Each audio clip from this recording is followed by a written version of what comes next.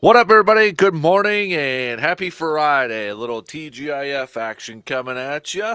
Dan Kasper Show on the air on your radio dials of 105.1 FM, 790 AM. Also available online, sportstalk1051.com. Got the app, got your Google and Alexa home devices. Video stream also up and rolling on Facebook, Twitter, and YouTube. Appreciate you making us a part of your starts on this Friday before the weekend gets here, before the weekend hits us up.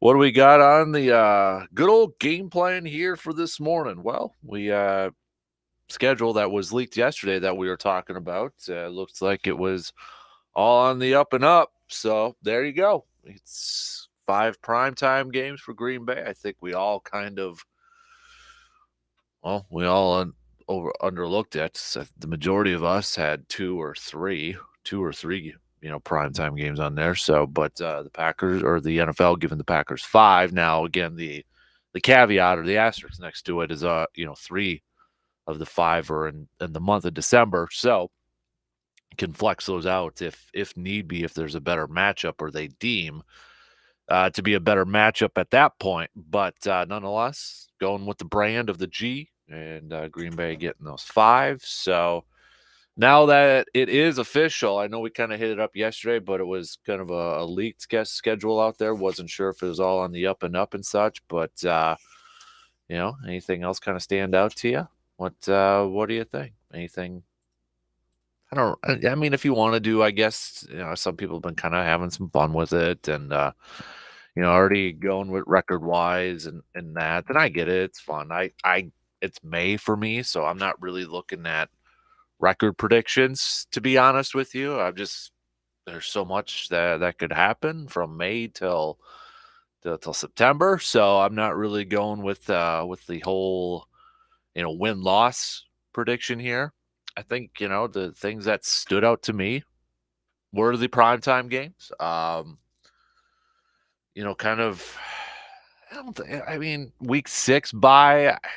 I kind of thought they would give them a little bit of an earlier bye this week, this year, considering last year was a late one. So they go back to an early one. So, I mean, other than that, I don't know of too many other things that really, really kind of stood out to me.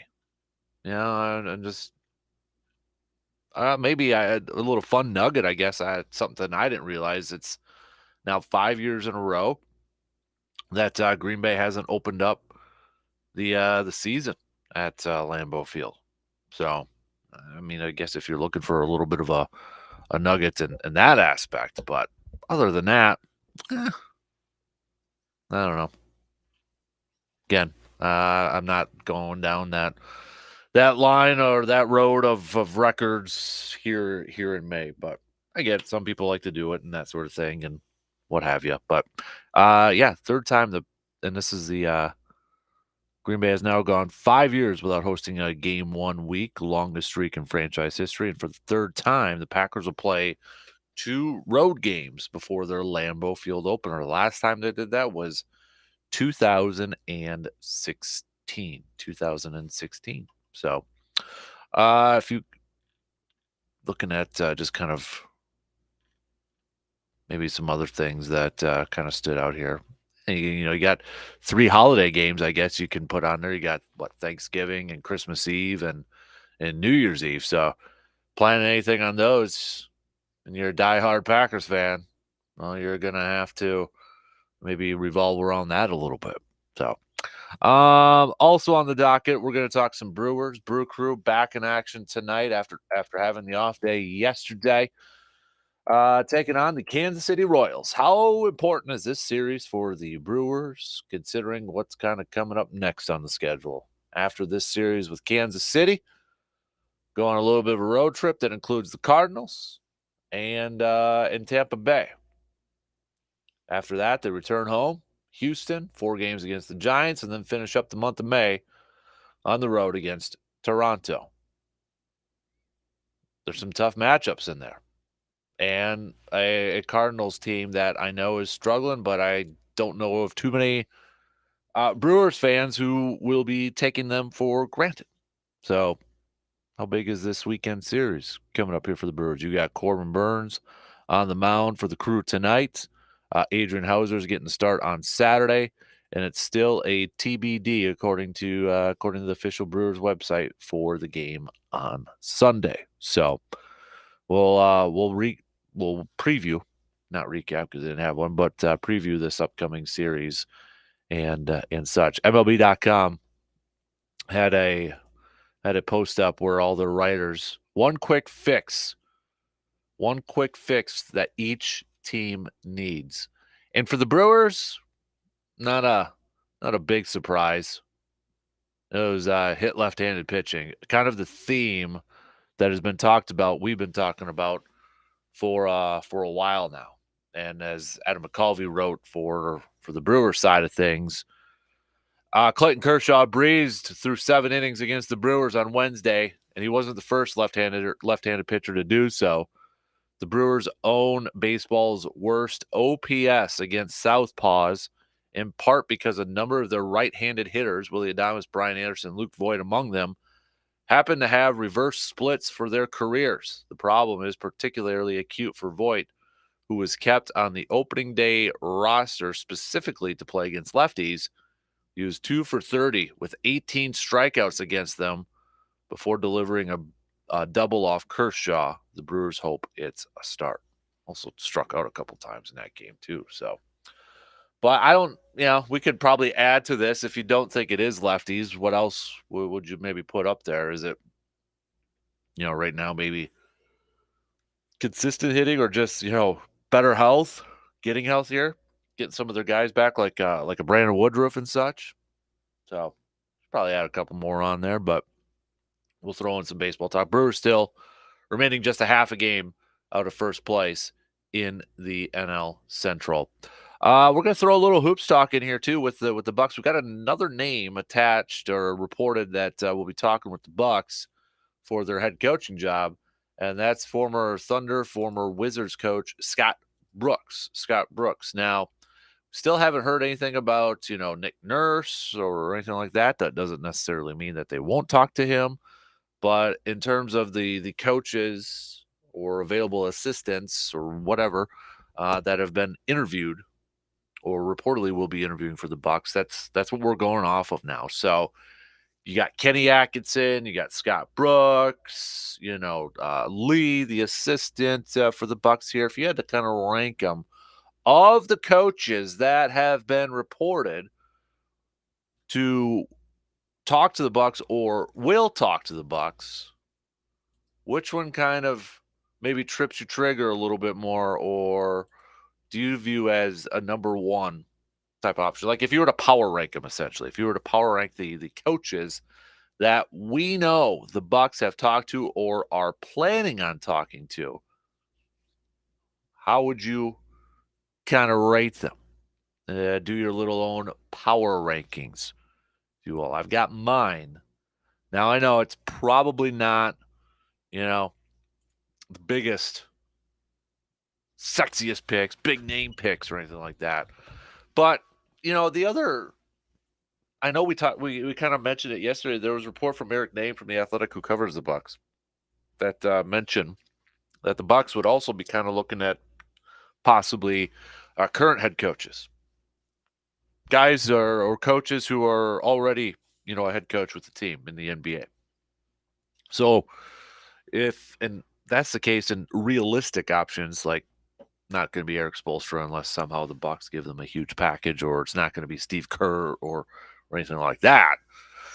Who would it be? Like, I'll throw a name out there, Monty Williams with the Suns.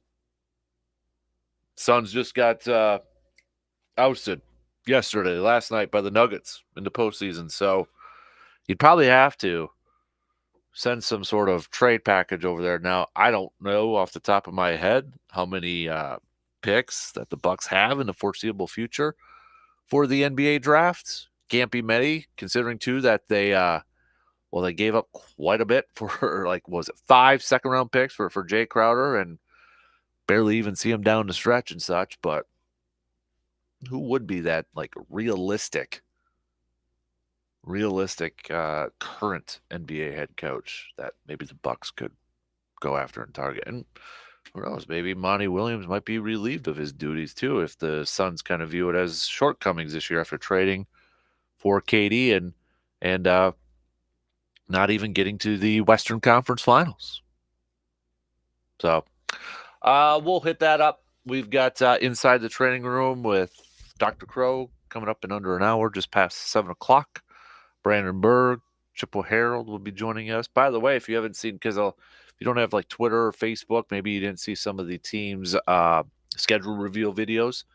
Chargers actually giving a little bit of a shout out to the Chippewa Herald on there. If you kind of look closely, because Chargers play the Packers and their video, if you kind of pause it and zoom in on like the Packers one, is like on the background there, they got like a little map or something on there, and written on there is the Chippewa Herald on there. So there you go. Shout out there. But Brandon will be joining us just after Dr. Crow this morning, all the way to the finish line. We'll catch up on some of the local stuff and all that good stuff. It's got you fired up for the weekends, and we'll do a little cream of the crop and the Carpet City Flooring Center local sports spotlight. A little bit of a house cleaning note here. Our texting line is still down right now. Issue being we are actually changing texting services.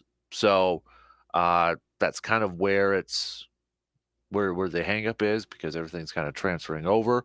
So if you want to hit us up, you can comment on the video stream. You can hit me up on Twitter at DANKASPER, Facebook.com/Kasper Sports, or if you want, you can hit me up with an email too. Okay, you can do that if you'd like. So, but hey, let's get things rolling here this morning. Let's talk a little baseball to open up things. We'll do that. All right, we'll talk a little baseball to open up things. Brewers taking on the Kansas City Royals. How big of a series is this for the Brew Crew? Yeah, and we'll kind of hit up that, if there was another one quick fix for this team, do you agree that it's hitting left-handed pitchers, or do you think it should be something else? What do you think? All right, we'll take that first break, and then the leadoff on this Friday morning coming up in just a few minutes.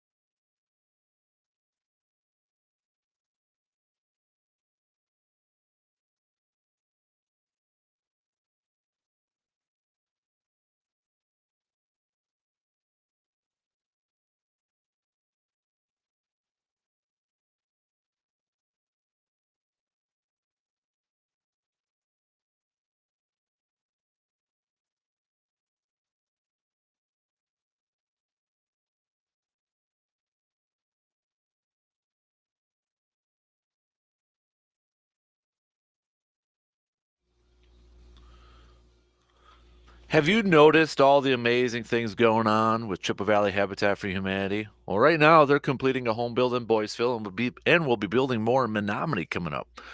The Chippewa Valley Habitat for Humanity is doing such tremendous work for families in need in our area, and you can join their team and help out. You can volunteer with Chippewa Valley Habitat for Humanity, whether it's on home builds or in restore. They have many different volunteering options for you to help out. Another way is just simply shopping and donating at the restore. By your purchases, you're helping fund home builds for families in need, and your donations help keep the inventory stocked at the restore. You too can help families in need in our area. Just visit cvh4h.org to learn more or stop on by at the restore.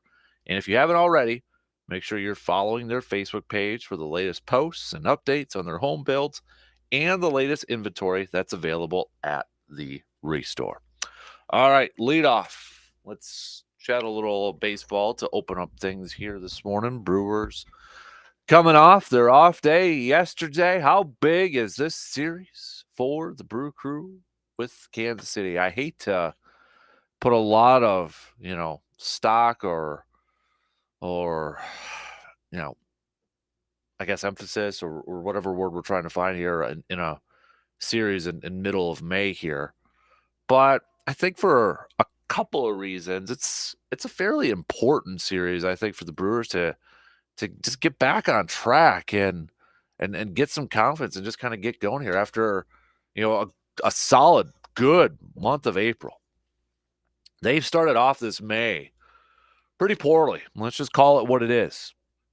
Getting swept by Colorado, losing that series at San Francisco, nearly getting swept if it wasn't for the last game of the series, and then losing the series against the Dodgers. So, they've won 2 games since, if you want to go back to even April 30th, but if we're just focusing on May here, since May 2nd to May 12th here right now, they've just won 2 games so far. And if it wasn't because of their awful division right now, let's, again, call it what it is, they're still just a half game back from first place in this division behind the Pirates. So, and then when you look at the upcoming portion of the schedule, you kind of factor in the way the Brewers have been playing in the month of May. I kind of feel like this is a fairly important series to at least win it. You'd like for them to get the sweep, obviously, and take 3 against excuse me, the Royals. But I'll take at least 2 out of 3 in this thing and just get some mojo and some confidence going in here because I don't want the Crew to go on the road and lay an egg against St. Louis and give St. Louis, any sort of confidence or, having St. Louis use that series against Milwaukee to kind of right the ship and maybe go on a run there. It's going to be a tough series having to go to Tampa Bay and facing that Rays team. Then you come home and face the defending champs, Houston Astros. And I know, again, Astros probably one of those teams too that maybe off to a little bit of a slower start, but probably not sleeping on them too much. They're just 1 game over 500, 19-18. They're 3rd in the AL West. Texas is off to a fantastic start, and they're playing some good baseball right now. But again, it's still Houston. And then, you got your 4 games against the Giants there after you lost that series at the beginning of the month. And then you go on the road. And Toronto right now is on a little bit of a rough stretch here. They're 3-7 in their last 10, but they're still 21-16 overall in the season in that competitive AL East division. So that's why I don't want to look too far ahead, and I don't think the Brewers, and I don't want the Brewers to essentially look too far ahead. Look past them in terms of what's in front of them.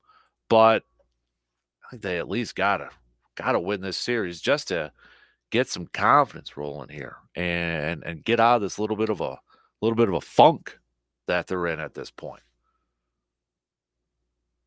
Looking at the series starting tonight with Corbin Burns on the mound for the Brew Crew, 3-2, 3.86 ERA coming into this game. Now, I know we've talked about it a couple times, but Corbin Burns is probably one of those players that hasn't played up to the expectations that not only Brewers fans, but everybody across Major League Baseball has kind of put on the guy for this year. I mean, we were talking Cy Young, strikeout leader, even a wins leader, that sort of thing. And I think it's fair to say he probably hasn't pitched up to that level or pitched up to the level that we've expected. Not that he's been, just awful to begin this year, but I think probably the biggest thing that is maybe a little surprising is the strikeout numbers for Corbin Burns. Not as high as I think a lot of people expected. And when you look at the lineup, Kansas City being an AL team, there's not a lot of experience with these pitching staffs going up against these lineups. Josh Taylor's going on the other side here for the Royals. They're going with a little bit of a different route. Josh Taylor's appeared in 9 games for the Royals, but he's only pitched in 11 innings. It's Royals going a little bit of a different route with this thing, with how they're going with their rotation, with their pitching matchup for tonight. And I hate to even just look at the previews of these because there's just not a ton of experience. There really isn't between these two. So maybe a little bit of an unknown type of feeling between these lineups and this pitching staff for at least tonight's game with Burns and Taylor on the mound for the Crew. And then Saturday, Brewers will be going up against their former player Zach Greinke, but it's been a hot minute. It's been a little bit since Zach Greinke has been with the Crew. But Christian Yelich has a lot of experience going up against Zach Greinke and 27 career at-bats. He is hitting .296 against him. Brian Anderson, 10 career at-bats, is hitting .300 against him. So, I mean, you got a little bit of experience there. You got Miller, who's 8 at-bats, hitting .125. Tellez, 7 at-bats, does have a home run against him in his career, but just .143. And then, Adrian Hauser on the other side there for the Crew. Again, just not a ton of experience going at it. And then at this current point, we don't really know who the pitcher is going to be for the Brewers on Sunday, but they're going up against Lyles. And again, the guy that's got the most experience is one Christian Yelich, 11 at-bats, and has had some troubles against him. 0.91 batting average. One guy who has had some decent experience against Lyles has been Jesse Winker, hitting .375 against him in 8 at-bats. And I think, Jesse Winker's a guy, too, that during this little bit of a stretch here, we want to see him kind of bounce back. And I don't know if we want to call it maybe a disappointing start to his season so far.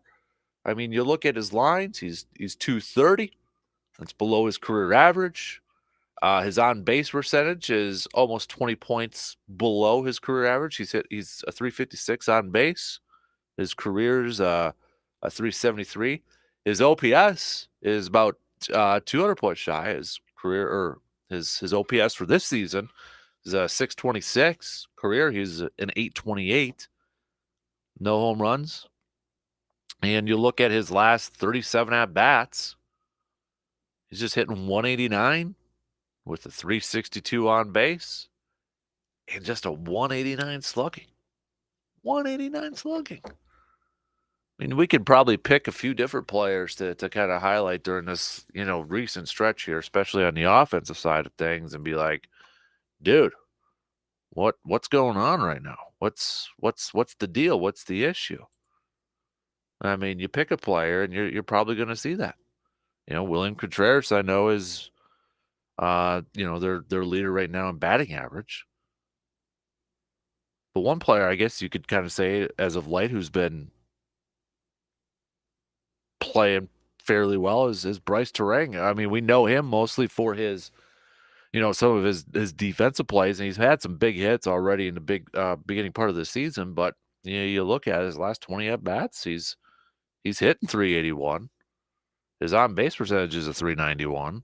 His slugging is a .350.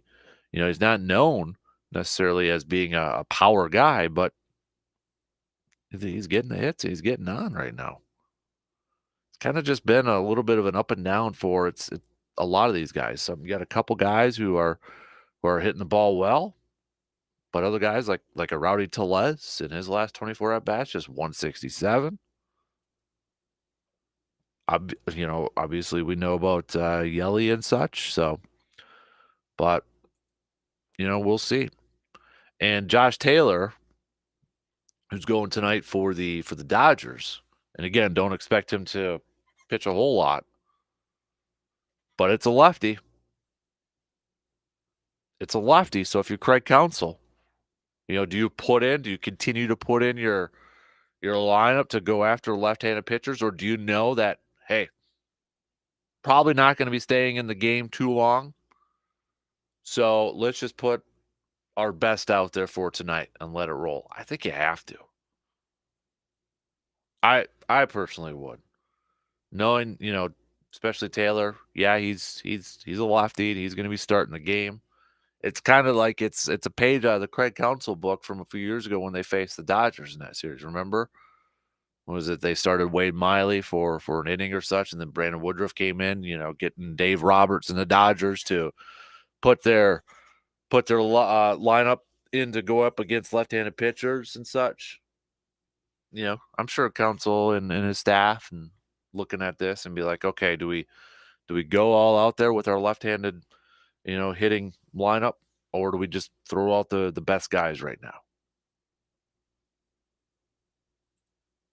I think at that point you have to. Just my opinion. So, but first pitch tonight, 7:10. Got a 6:10 first pitch on Saturday, and then 1:10 on Sunday. If you're looking, just kind of some updates across Major League Baseball right now, it's kind of been, I feel like, fairly quiet. I mean, it's kind of that stretch, you lose the luster of the first month of the season, opening day, and that sort of thing. And now maybe kind of a little bit of a quiet stretch. You got some postseason action going on, with the with the NBA and the NHL and such. But just kind of a quick update on where things stand across Major League Baseball at this current point. AL, starting off with the American League East. It's still Tampa. Tampa's 7-3 in their last 10. They're sitting there at 30-9, the only team with wins, first team to hit 30 wins, and really nobody else is really close. And I mean, Atlanta's like 25 wins and they got the second most, but you look at that AL East, it's Tampa Bay and Baltimore on top right now. Those two. Baltimore surprise team last year. Some Baltimore fans this year may be a little disappointed that based off last year, they weren't maybe a little bit more aggressive in the offseason, but here they are, second place in the AL East. Every team in the American League East has a positive run differential. Tampa Bay is just dominating with a plus 121. Baltimore's 29. Boston, who's sitting in third right now, 22. Toronto, 15. Yankees, 15. Can't say that about the AL Central. It's the Twins division right now. They are the only team with a positive run differential, plus 24. But you look at the rest of these teams in the AL Central. The next closest, if you're just looking at that, is Cleveland at minus 25. This is the Twins division to lose. I'm sorry, but unless Cleveland goes on another late run, which I guess you can't necessarily discount that towards the end of the season, but this has got to be the Twins division to lose right now. Got to be. AL West, Texas, they've been big spenders the last couple of years, adding players in there, and so far this year, it's kind of working in the early parts, a little over a month into the first part of the season, 23-14, leading their division, the Angels. Second, 20-18, Houston, 19-18, third. Maybe a little disappointing. Seattle, off to a little bit of a slow start after their postseason appearance last year. Again, it's early in the season. Don't panic too much here, but they've been playing better as of late, 7-3 in their last 10. And then you've got the worst team in baseball, the Oakland Athletics, just at the at the bottom of there. The only team in Major League Baseball right now to not have double-digit wins is the Oakland A's. The team with the second fewest wins so far this year, that's the team playing Milwaukee this weekend. Kansas City, 12-27. Again, another reason why Brewers have to win this series. Beat the opponents that you're supposed to beat. Beat the inferior opponents that you're supposed to beat. National League side of things, you've got Atlanta, hot Atlanta sitting up there, 25-12. Miami, don't look now, the Marlins, second place. Philly and the Mets, 7 games back from first right now. Mets probably one of the disappointing teams so far. Again, the NL East is another division where only one team has a positive run differential, plus 59.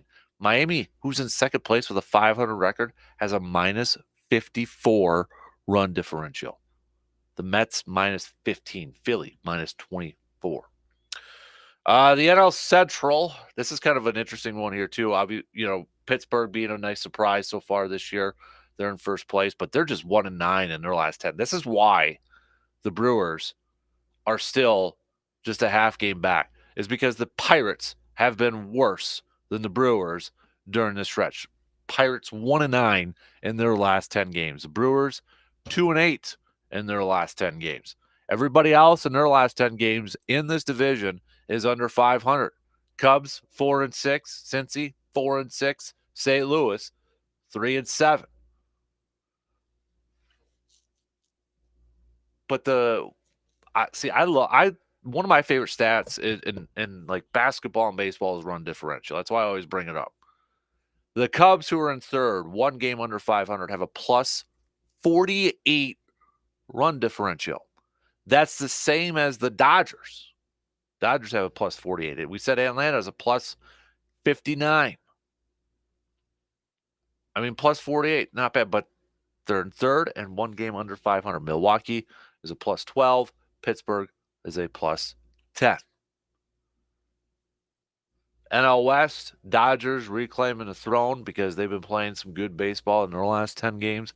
Arizona, maybe again another nice little surprise, at least initially in the beginning part of this season, sitting at 20-18. And then the Padres sitting at 500 right now at 19. So there you have it. It's kind of an update so far across Major League Baseball. We're going to take a quick break, and then we'll finish up the first hour. I know we kind of hit up the schedule when it was leaked yesterday, but now that it is officially official for the Packers, anything really kind of stand out to you? Anything kind of, like, ooh, I don't know about that one, or something maybe you really like? Maybe there's something you really like.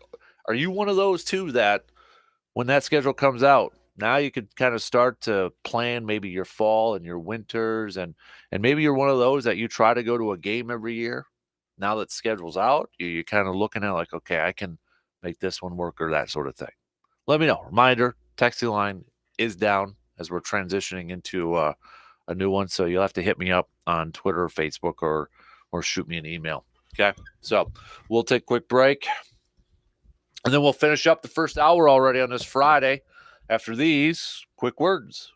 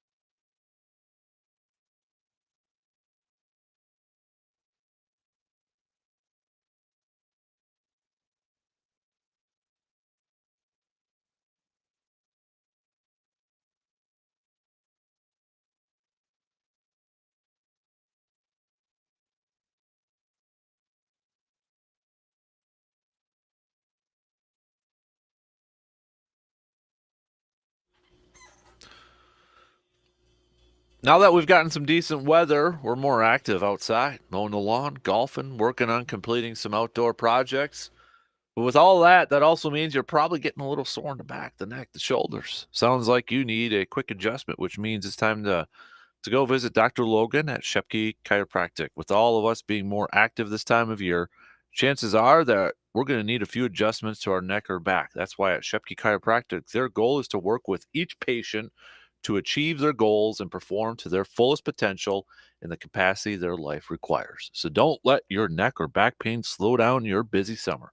Let Shepke Chiropractic help you get adjusted so you're able to get those rounds of golf in or complete those outdoor projects this year. And Shepke Chiropractic has 2 locations to better serve you. Just visit shepkechiropractic.com to learn more and schedule your appointment. So there you have it. All right, we got about what 11 minutes to the top here. Schedule officially official yesterday. It was leaked. We talked a little bit about it and such yesterday, but now that it is a officially official, anything kind of really jump out to you? I mean, I think it's nothing really is like, oh my god, why are they doing that? That's going to be a tough stretch. I mean, initially for me, it like my first impression of it was nothing really like got me upset or like, all right, that's a good stretch for Green Bay. I mean, maybe it's kind of balanced here. I mean, you look at yeah, you're not going to get a Lambeau game until September 24th, week 3. And then you got a quick turnaround on a Thursday game against Detroit coming in. And I know people are going to look at that bye week, and everybody kind of looks for, that you'd like that middle of the season. And I'm one of those. I think if you ask a lot of people around the game or fans, they would say week 7, week 8, halfway through. But also, doesn't it almost feel like too every year when we get to that bye week, we're always saying, you know what? That bye came at the perfect time. Perfect time. It's because of injuries or somebody's banged up and they might have to use a day off or something. It feels like every time we could come up with a reason or an excuse why that week actually ended up being a good time for a bye. So, okay, week 6, it's not week 7, it's not week 8. Let's see how everything's kind of rolling for Green Bay at that point. Let's see how it's rolling. So they open up. So I guess one thing too, they don't have to go to Chicago late in the season. Don't have to worry about cold wind down in Chicago. Not necessarily worried about the cold part. It's the lake effect winds down there at Soldier Field. But Chicago coming up, and that will be the season finale at Lambeau Field, which I believe is the first time since that 2010-2011 season, which also meant Green Bay went to the Super Bowl that year. Remember, win it, get in, sort of thing. So, other than that, I mean, I'm looking at okay. So let's look at December here. How many home games do they have to close out the final month and change? If we look at January here too, because of that last Chicago game. So Kansas City, December 3rd at home. Giants the following week, road. Tampa, home. Carolina, road. It's even.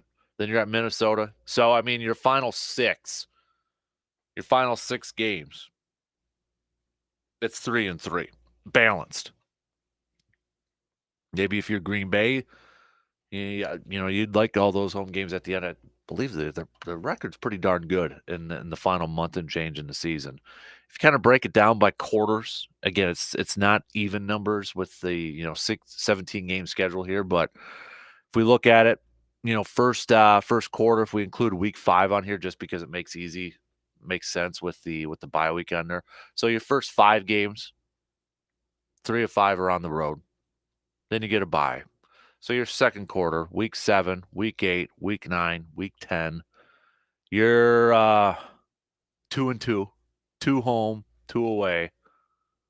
Then quarter 3, if we're looking at Chargers, Lions, Kansas City, Giants. You've got 2 and 200. It looks like a balanced schedule to me in terms of the home and away. So there's nothing that's like 3 straight road games or anything like that. Because we've seen that a couple of times. We've seen them where it's been like, oh boy, when's the next time they're going to be able? It almost feels like there's like certain points where they're not even at home for a month, or they just got one game in that month. And I know you could kind of make that case here for October because of the bye week in there. October 9th they're at Vegas, bye. October 22nd at Denver. Then they're finally at home October 29th against Minnesota. But you got that bye in there, so other than that, I feel like it's fairly balanced. Got the holiday games on there, Christmas Eve, Thanksgiving, New Year's Eve on there too. So I don't know. Nothing really kind of like got me all riled up or upset or anything like that. And again, I don't like to pick games based off the schedule release. I know some people have fun with that. They'll go like, "Oh, that looks like a 9-8 record, or 7-10, or 2-15, whatever it is." I don't like to do that in May. It's fun, and you pick it based off of kind of like, okay, it's like, okay, they played this team, but now they got to go to the West Coast in week 2. That's just going to be a quick turnaround. I see that as a loss. There's so much that can happen from now until September that I'll pick the games in September. Knock on wood, there's no injuries.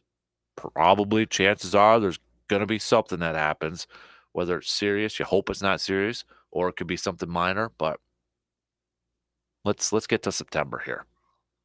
Let's get to September 1st. So, if there was anything that kind of jumped out to you, you can let us know. Hit me up on Twitter or Facebook or on the video stream if you like. Maybe you're thinking, 2 division opponents not coming to Lambeau Field late in the season, 2 of the 3. You got the Lions, coming in week 4, Minnesota coming in, week 8. That's 2 dome teams, the 2 dome teams within your own division, avoiding having to play in the elements in Green Bay. Maybe that's something that kind of grinds your gears there a little bit. The one team that already plays in the elements is the only one that's coming, to town there. Does that matter that much anymore? Does the Lambeau Field magic matter that much anymore? But all right, they got the schedule out. Now we can. What's the next thing on the docket for the football schedule? Preseason, right? Training camp coming up in July. Yeah, you got the post June 1st cuts, and then you maybe got another wave of like free agency and that sort of thing. But nah,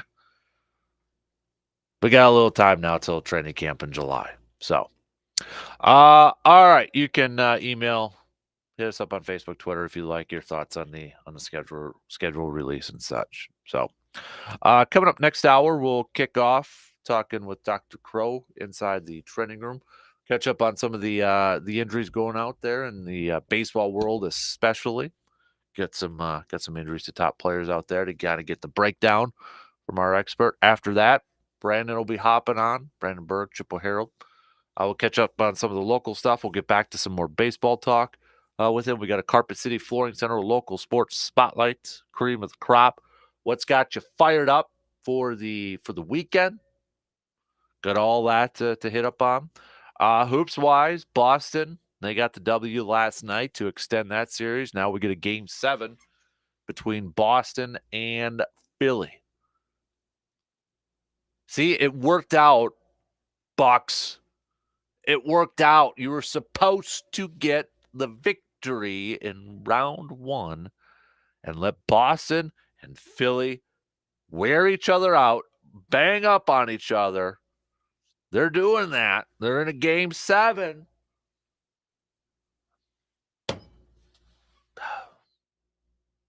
Denver got the win last night, so they move on. They've ousted the Phoenix Suns from the postseason. Now, We got a couple games coming up tonight. Miami wins. They move on. New York wins. We get a game 7. Golden State, they win. We get a game 7. Lakers, they win. They move on to the conference finals. Hockey-wise, last night, our Kraken couldn't get it done.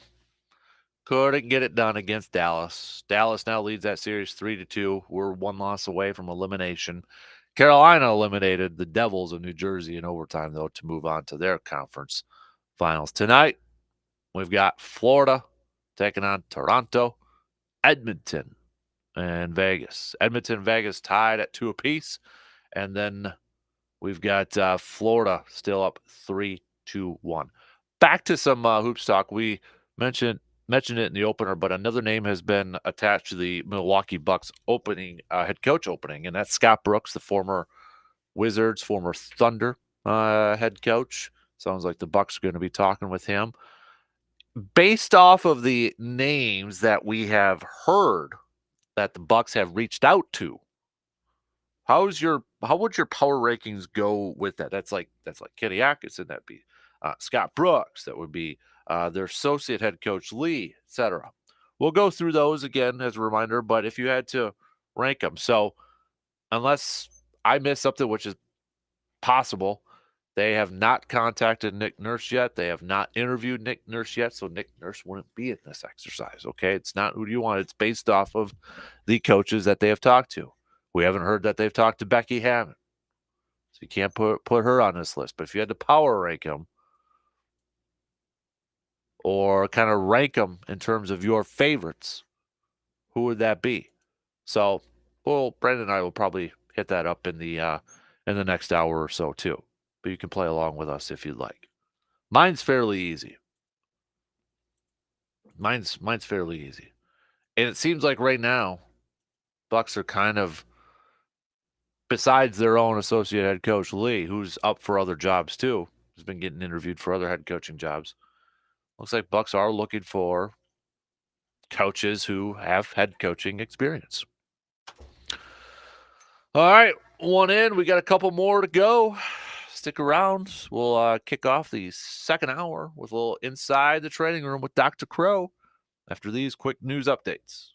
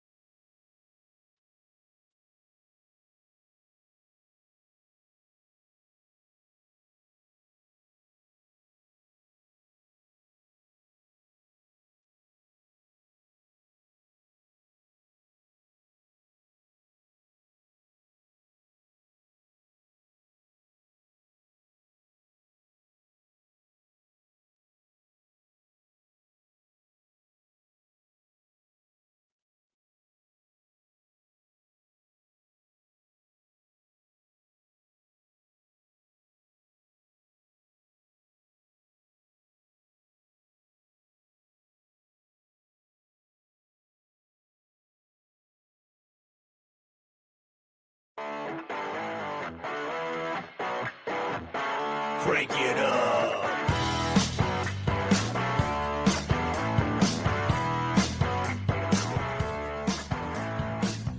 Hey, are you ready today?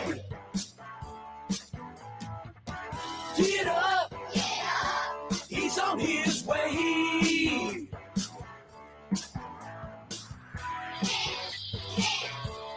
He's our man. The man, the myth, the legend. That's Dan. And now, the Dan Kasper Show. Second hour on this Friday morning, a little TGIF action coming at you. Happy May 12th, everybody. Coming up this hour, we're going to catch up with our good buddy, Mr. Brandon Berg, sports editor of the famous Chippewa Herald. If you look at the Los Angeles Chargers schedule release video, we'll explain that coming up in a little bit. We'll do some cream of the crop. We got what's got you fired up for the weekend. The Carpet City Flooring Center local sports spotlight. Before all that, though, we kick off the segments, as we usually do on Friday mornings, with Mr. Dr. Crow with a new intro.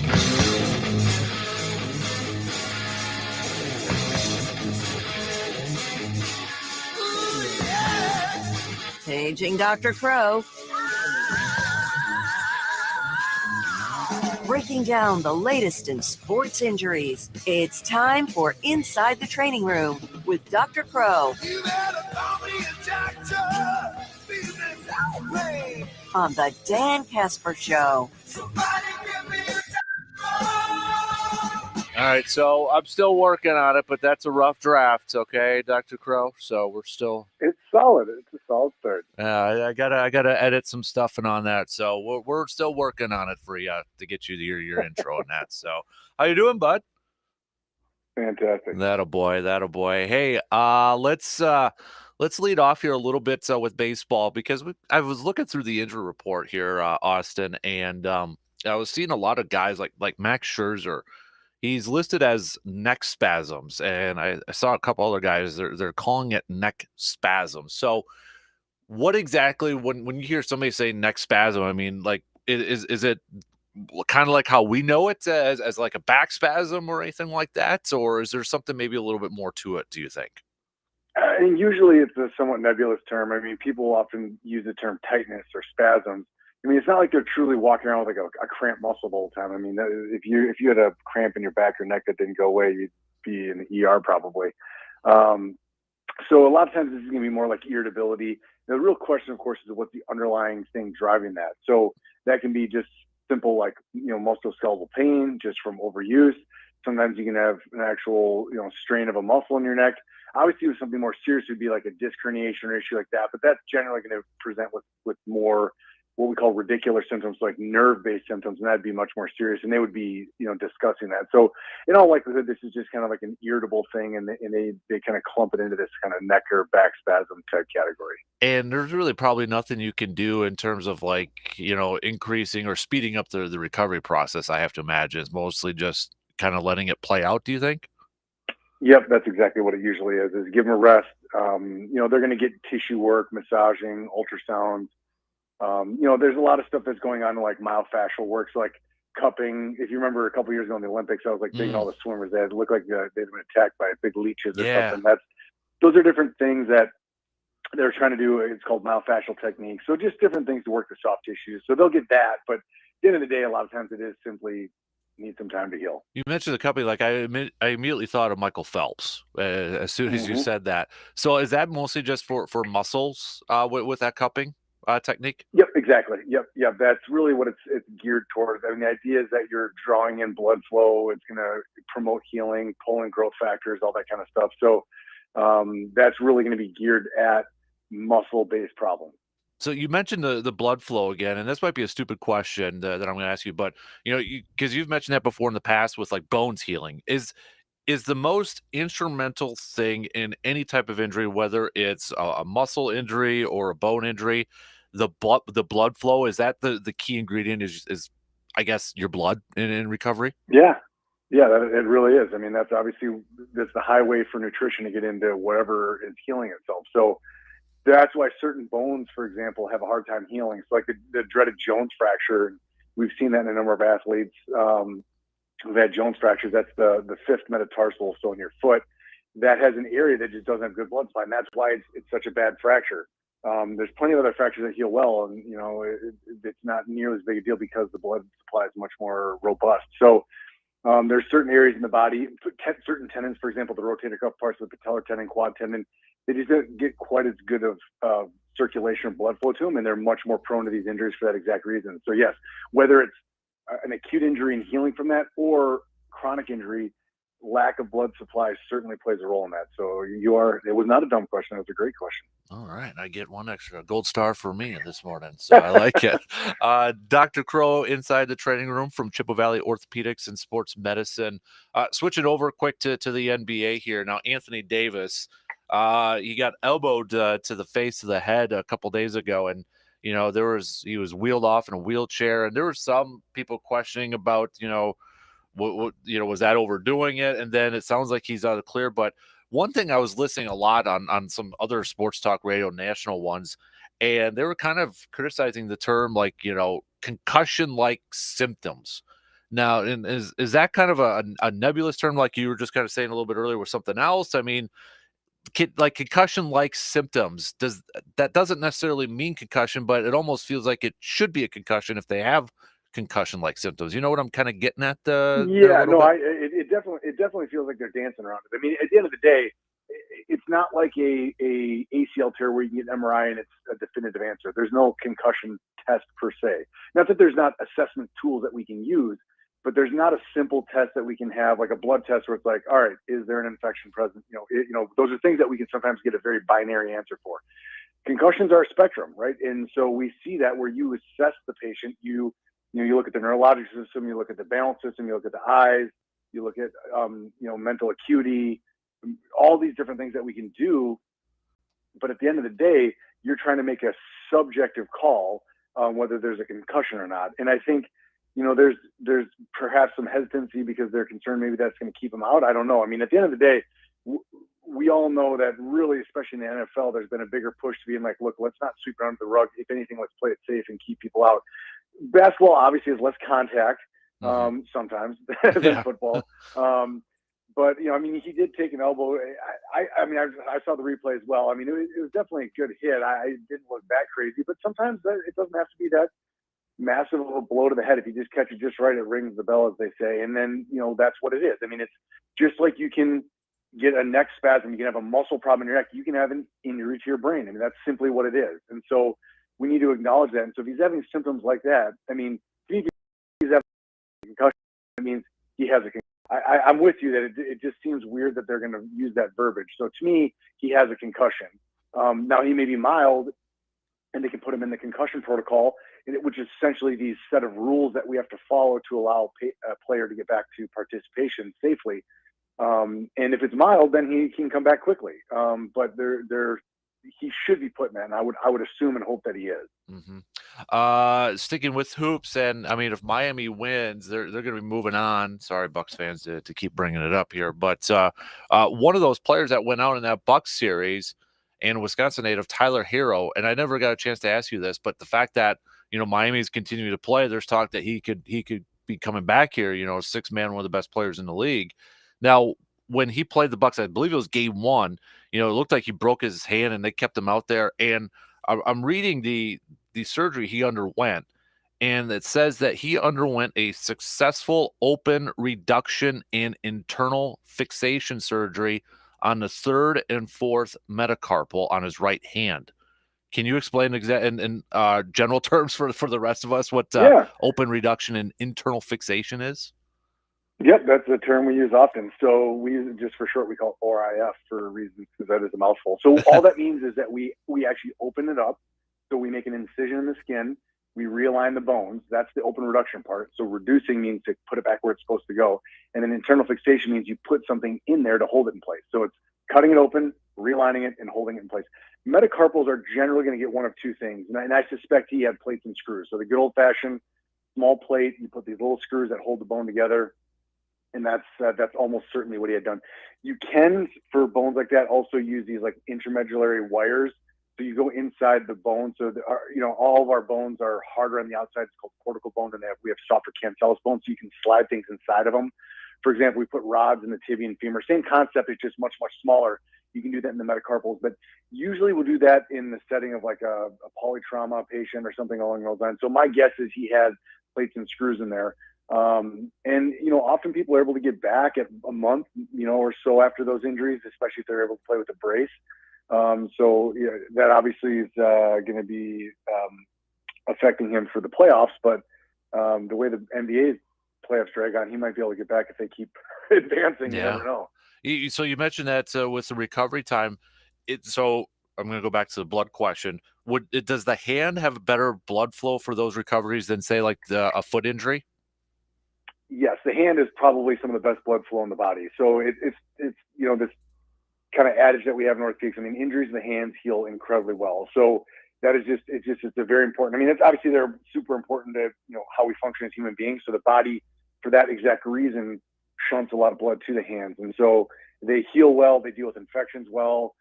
So there's a lot of really good things as far as healing there. So yes, if you look at a fracture in the hand, that'll heal much more quickly than a lower extremity fracture, for example.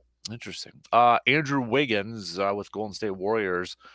I'm going to try to say this one too, but they're saying he's questionable for Game 6 because of a left costal cartilage fracture.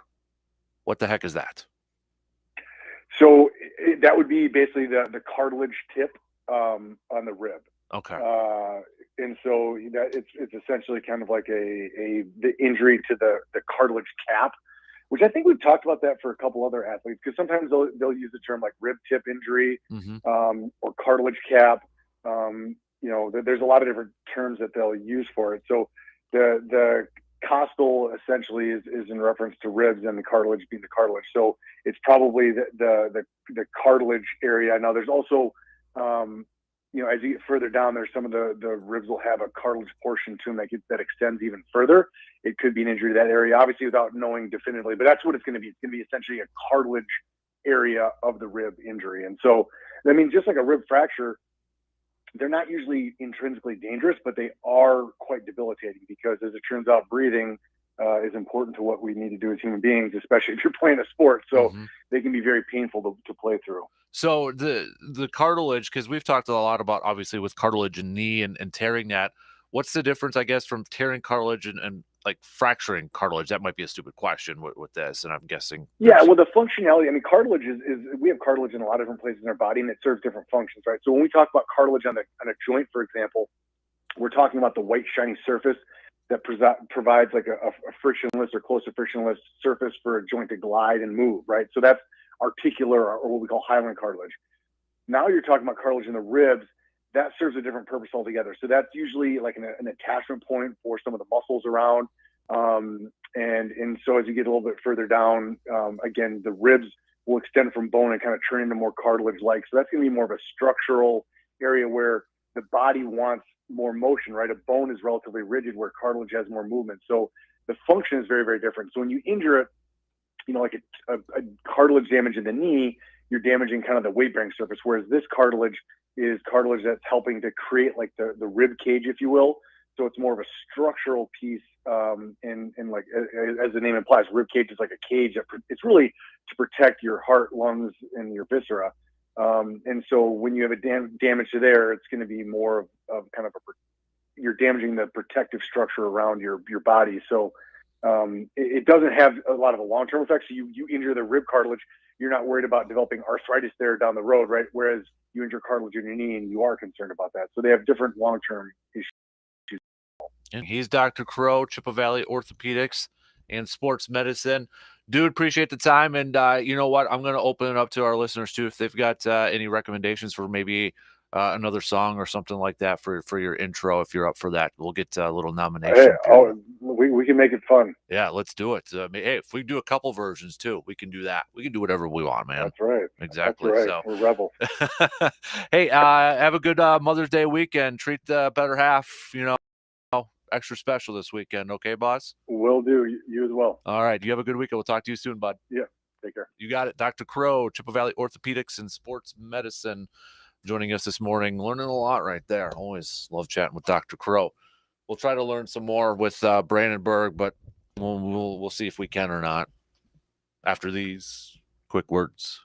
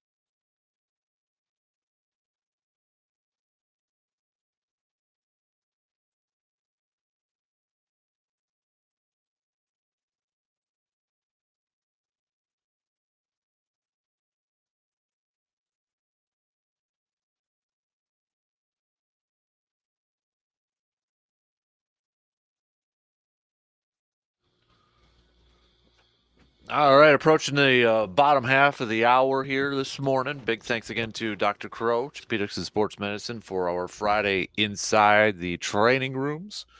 If you don't have Twitter, well, you're don't probably go on you're there. no, say you're probably better off for it. First of all, Yeah, because it's all Tom Brady right now. No, he's not coming back, but not playing wise.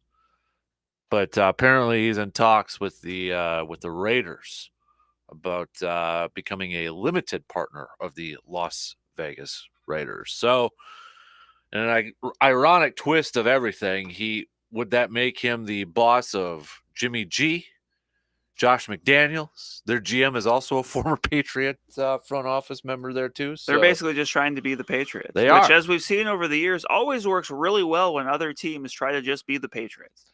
Except unless you bring in Tom Brady, which Tampa Bay did, and I guess, yeah. So maybe the Raiders have found the missing ingredient. It was all Brady, so they're gonna bring him in. So, yeah, that's like all over right now. So, speaking of like scheduled release videos, see Brady did the Patriots one. I didn't see the video, but I saw. I didn't watch it. I saw he did it, and then I saw Peyton was involved with the Broncos one, and he kind of did an office theme.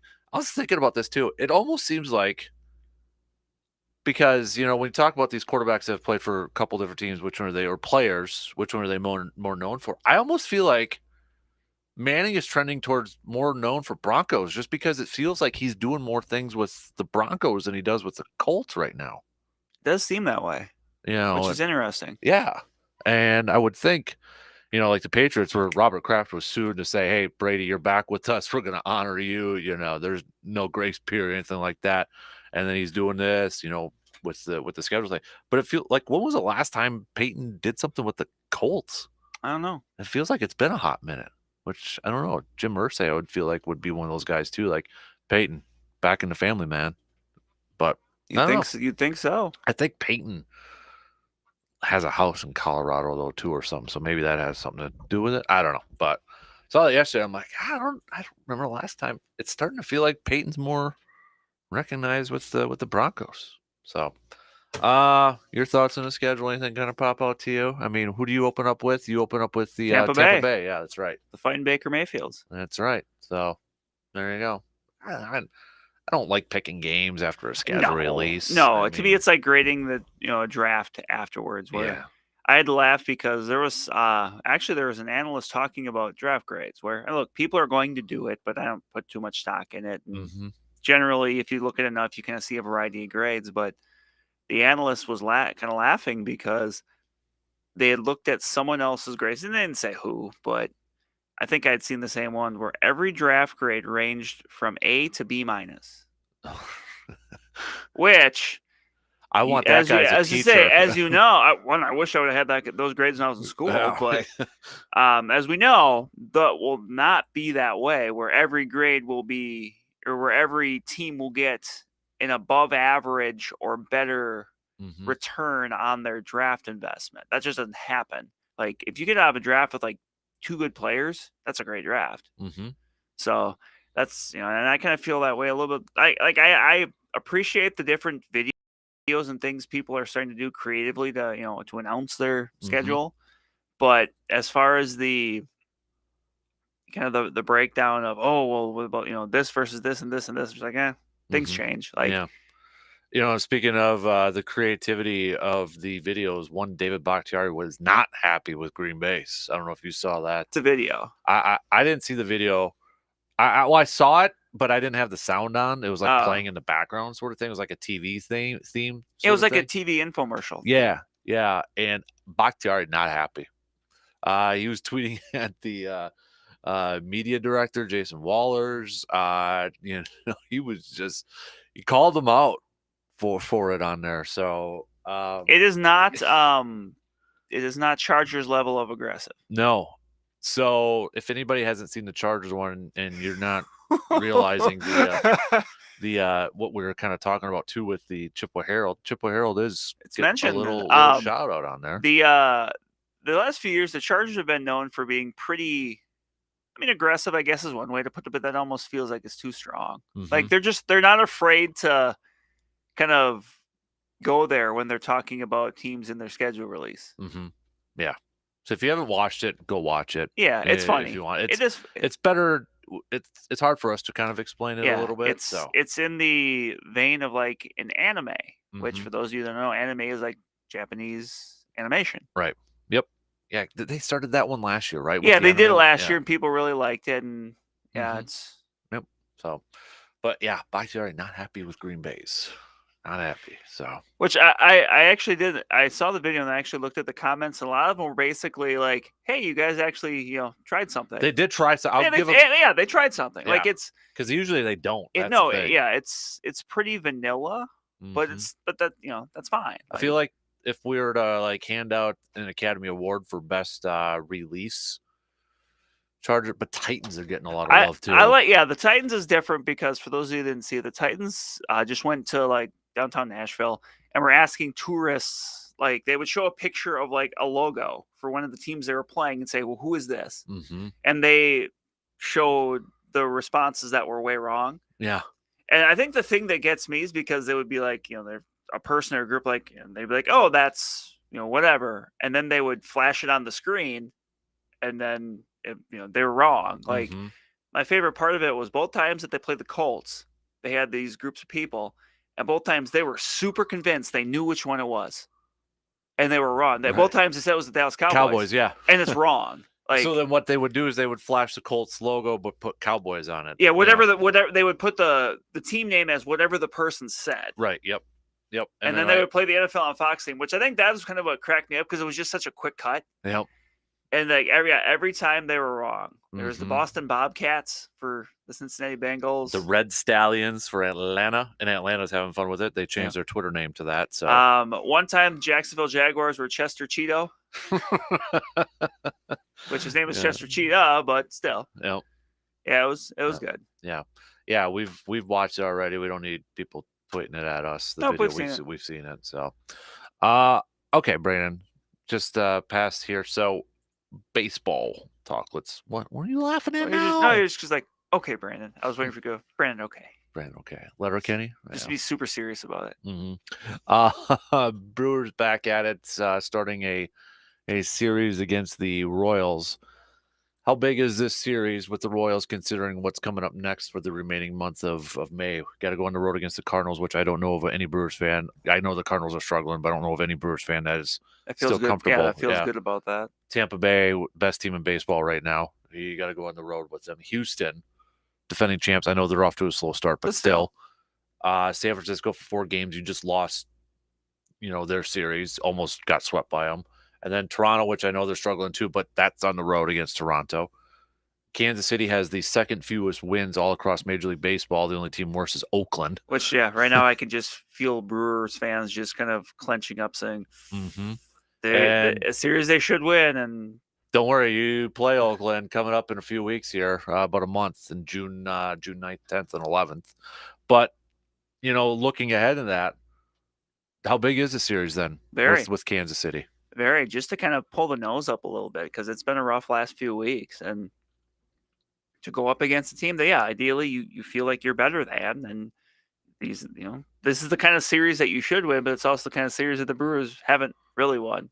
Especially this year when you look at losing 2-3 to the Tigers and 2-3 to the Rockies. Like, you just gotta figure it out. I mean, maybe the Brewers will luck out in that. I'm not sure if they're facing a lefty in this series. Yeah, well, it's weird because I think tonight's starter is still unknown.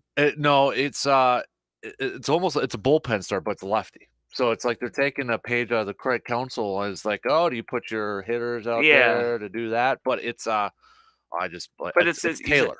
Okay, it's a lefty to start. So yeah, he's appeared in like 11 games, but he's pitched 1 inning in like every game. Yeah, so it's going to be he said it's going to be 9 bullpen. games, and then I believe the last 2 games are Zach Greinke and Jordan Lyles. Yep. So a couple right-handed former Brewers. Yep. So yeah, it's Taylor tonight. But again, it's like, and that was a question I was asking in the first hour. Your Counsell, what kind of lineup do you put out there? Do you put out that lineup that's like, okay, it's a lefty, or do you just put out your best guys at this point? I think you're just putting out your.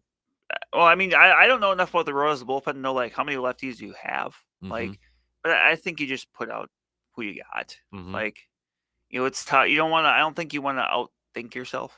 Right. So yeah, the most innings Taylor has pitched in a game has been 2. So I mean, it's going to be a quick, appearance and then out sort of thing. So yeah, I think, and they know that, right? Counsell knows that. Yeah, they're obviously smarter than we are. So if we know it, they know it. Right, exactly. So, and I appreciate the little nod to the Craig Counsell Dodgers history where he did it with Wade Miley, but that surprised everybody. It's different when a guy's a bullpen guy as opposed to a starter, right? Throwing him out there and then taking the hook after him right away. So, but no, I mean, yeah, I feel like I don't want to put a lot in a May series, but I feel like it is an important series. It's not a must win, but it seems like it's a you better win. That's a good way to put it. It's a good phrase to put that. I like that. Yeah, you better win this series. And it's just kind of weird. I mean, we were talking about praising them, April, great month, right? Great month. And then May, they win 2 total games. But the funny thing is, or maybe the sad thing is that they actually gained a game because Pirates are 1-9 in the last 10 and the Brewers are 2-8. Yeah, they could conceivably come out of tonight first place in the division, despite and have only won 3 games in the month. Right. And we're near the halfway point of the month. Yeah. So are we at about a quarter of the season, a little over? How's your math with when you because you do the whole baseball? Yeah. Well, baseball messed it up NFL messed it up when they went to 17 games. The math used to be really easy. Yeah. That every because 162 games, 16 games, so essentially every 10 games, Mm-hmm.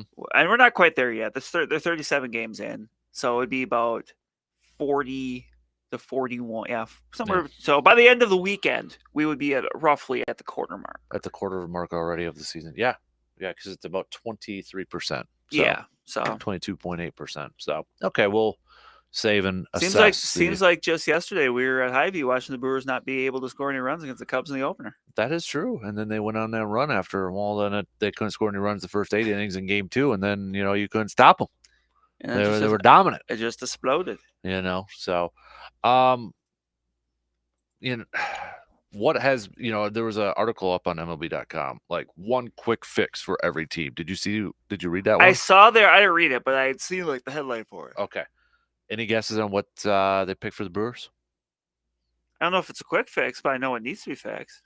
You gotta learn how to hit lefties again. That was their fix. Okay, well, figure it out. How do they figure it out? That's the question, right? Should we get the Euchre 8-ball out? Maybe he can figure it out. Maybe, but at this point, like, I'm not entirely sure. I think that when they get Luis Urias back, that will help. Mm-hmm. I think ultimately, right now, the best player on the roster to play first base against lefties is Mike Brasso. Even though he's struggled this year, and he struggled against lefties, but I'm going to cut you off now. I know think you know where we're going. I know you do. Because we did a poll question. I saw the poll. Okay, so it's the Keston Luke Voigt one, and you were banging the table last year for Keston. Absolutely, so. But I don't think that's the answer because they're the same guy. Like Keston here can't hit lefties. Like he's hitting lefties in AAA right now. True, but that's also AAA. Right. He had the opportunity and extended, last year and couldn't do it. Like just he's got reverse, like very pronounced reverse splits. Like his bat, and that's what frustrated me so much last year was the Brewers just wouldn't play Keston here against right-handed pitching, who he crushed, to play him against lefties where he struggled. For Andrew McCutchen, who was struggling and is doing better now with the Pirates, but it just, to me, it felt like they were trying to fit a square peg in a round hole. They were just saying, well, this is how it works with so many people, so it's going to work here, and it didn't. And that surprised me with the Brewers because generally it feels like they're a pretty forward-thinking team, and Craig Counts is a forward-thinking manager. But it just seemed like they were going maybe too traditional. Yeah, it surprised me how, I don't want to say they weren't thinking, but just how basic that thought was, well, he's a righty, so he should lefties. Yeah, but he's got a big sample size that says he doesn't. Well, we don't care. We're going to do it anyway. It's like, but, and he didn't. And then you can't be surprised when, he can't do something that the numbers say he can't do. So to me, they need a better option to hit lefties that can play first base. It's not Luke Voigt. His numbers in his career it's not as pronounced of a difference of a split as Keston Hiura, but it's still, he hits righties better than lefties. So he's being put in a not great position, but he's not exactly doing himself any favors with it. So, at some point, if this doesn't improve, you've got to go outside the organization. That or even play Rowdy Telesmore against first baseman. It's early for me against lefties because his numbers in his career aren't bad. Like his numbers are actually bad. They're halfway decent for you would think being a big slugging left-handed batter that he would just destroy righties and that's it. But that's not really fully the case. So I would honestly rather see Rowdy Telez get more starts at first base than that. Or the other thing I think you do is if you start Rowdy Telez at first base, you need to find a way to incorporate both your catchers as a catcher and DH. I mean, William Contreras should be out there every time they play lefty, and he really has. So I can't really complain about that. But Victor Caratini, I think, has deserved a little bit more time in the lineup, even if it's just as a DH. You look at his numbers batting, and they're pretty good. Like, especially when you compare to what the other options are. So. But if otherwise, at some point, you're going to have to look outside the organization. And I'm not saying you have to go out and make a big splash, but I looked a little bit at this because I'm just looking at teams that are not doing well, like that would be compelled to move people. And the first person I came up with, familiar face, someone who plays first base, hits lefties, and on a team that's not going anywhere is Jesus Aguilar. I was just going to ask, is it Jesus? Yeah, it is. I mean, he's playing for Oakland right now, and his numbers against righties in limited sample size are pretty bad, but doesn't matter. He's been hitting lefties very well. Like that's someone, and it seems like it would fill the Brewers' first baseman quota of being a big beefy boy, but but obviously that's a little ways out yet. I don't. And see. he's not a guy that you got to play every day. You know. No, I think he at this point he kind of understands his role. So, and that's the trade deadline's still 2.5 months away. So, but at some point, if this continues, something's going to have to be done because you can't just continue to roll it out. To me, if you were to bring Keston Hiura back up at some point, remember he have to be re-added to the 40-man roster because he's off it. Yep. To me, he is more of a, if you're going to use him correctly, he is more of a replacement for Jesse Winker because they both hit righties. Now, and Jesse Winker his averages on base aren't bad. The issue is he's just not hitting for any power. You kind of feel bad for him because he got off to a decent start, and then he got sick, and then he got hurt while he was sick, and it just seems like he hasn't recovered since he's been back.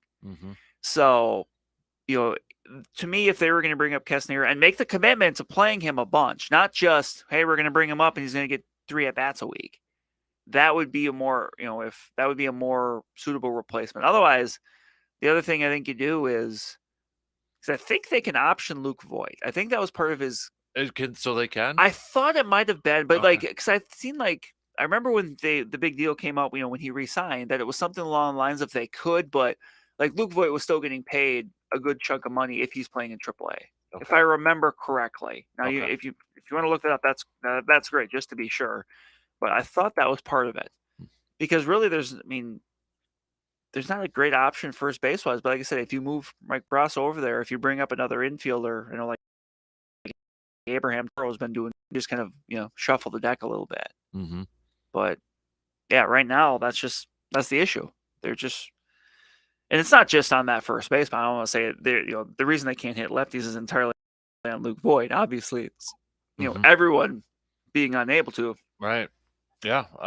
So it's I try not to overreact. I don't think anybody's overreacting, but that's the unique thing I think about a baseball season though too, is that it is so long that it goes into these high, you get your highs and then instantly you're in a low. We were on a high through April, right? At the end of April, beginning May, we were talking about what a great April. And there's probably going to be another, there's going to be another spot where the Brewers win, 8-10, and we're like, oh, here they go. It's just that's the ebb and flow of baseball. Yeah. But hopefully they kind of use this one as a catalyst, this series. Just to get, if nothing else, just to start feeling good. Like you can just kind of tell it's a grind right now. On both sides. Yeah. Yep. I totally agree. So, and if we were to take out left-handed pitching as a quick fix, if we could wave a magic wand, would it be injuries on the other side of that? Probably. Brandon Woodruff. The other guys are kind of dinged up here. Luis Urias. They got Tyrone Taylor back right now. Obviously, Garrett Mitchell is probably done for the whole year. That's unfortunate. And even you can even look at it even in the minors, because you got to feel like maybe, Sal Frelick's hurt right now. He might have got the call up to the majors instead of Blake Perkins had he not been hurt like the exact same as Garrett Mitchell.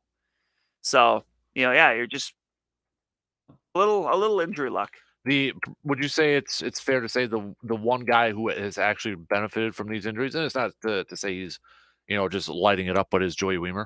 Yeah, and I think Joey Wiemer is one of those guys. His offense has started to kind of I think he's picking it up a little bit, but he's just one of those guys you're seeing that his defense is too good to not play, and I think that was a bit of a surprise to me. You read the scouting reports and stuff when he was in the minors, was he's approached it, he could be a good right fielder because he can run and he's got a good arm. Well, he's a pretty darn good center fielder too. You can see defense was so good when you had Garrett Mitchell in center and Joey Wiemer in right. I mean, that's essentially 2 high-level center fielders in the outfield. A lot of speed in there. A lot of speed. Joey Wiemer, especially for a guy that's 6'5", 6'6", he can run. Yeah. I mean, he's 220 too. He's a big dude. Yeah. He's a big dude. So no, I think this has been good for him, and I think the offense is kind of starting to steady a little bit. I think the good news for him so far is he hasn't struck out a ton, especially he had some high strikeout stops in the minors, but it's been workable here. It's just continuing to work. Those young guys all got off to such good starts, but eventually the league figures out what you're doing. And it's not always, how do you start? It's how do you make that first adjustment when they make the adjustment to you. And we're seeing that from Weimer and Bryce Terang. The numbers are starting to go up for him a little bit more too. Yeah. But I think we that's looked just at that's just a process. Last 7 games, I think he's hitting 300 right now. Bryce That's Terang. just a process. Like it's kind of like boxing. It's the punch and it's the counter punch and it's the counter punch. You're just kind of going back and forth with it. And I mean, I think one of the, you talk about Bryce Terang, you talk about his defense there too with these youngsters. Right. I mean, it's all speed. You're getting. I think you feel good about that. Where even if the offense is struggling at times, you're still getting good defense out of it. So you're getting they're bringing something to the table, and that's all you want out of your everyone that's going out there to take the field. What do you bring into the table? Is it for some guys it's offense, for some guys it's defense. Whatever it is, do something to help your team win. Right. All right, we got to take a quick break here, and then coming up, we'll finish up the second hour. We'll catch up on some of the local stuff going on, including the Carpet City Flooring Center local spotlight.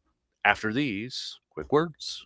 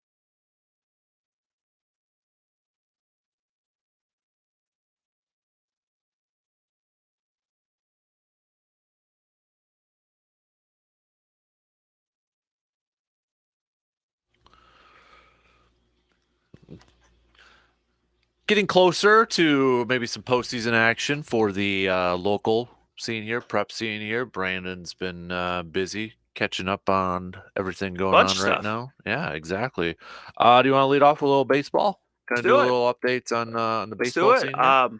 Big Rivers, it's Chippewa and Hudson up top. I believe their win streak's up to 5 in a row now. with a win last night over New Richmond. The one on Tuesday, one tonight, or one yesterday. So they're, I believe, tied, or they're the same in the loss column with Hudson. And those teams split earlier on this year. So and Chippewa, I mean, they've been impressive. Like, coming into the year, talking with, Coach Mitch Steinmetz, that, they felt good about certain parts of the team, but you're never entirely sure year to year because, people, teams change, that kind of stuff. But their offense has really come around. They got off to a bit of a slow start, but they've come around there. Their pitching's been really good.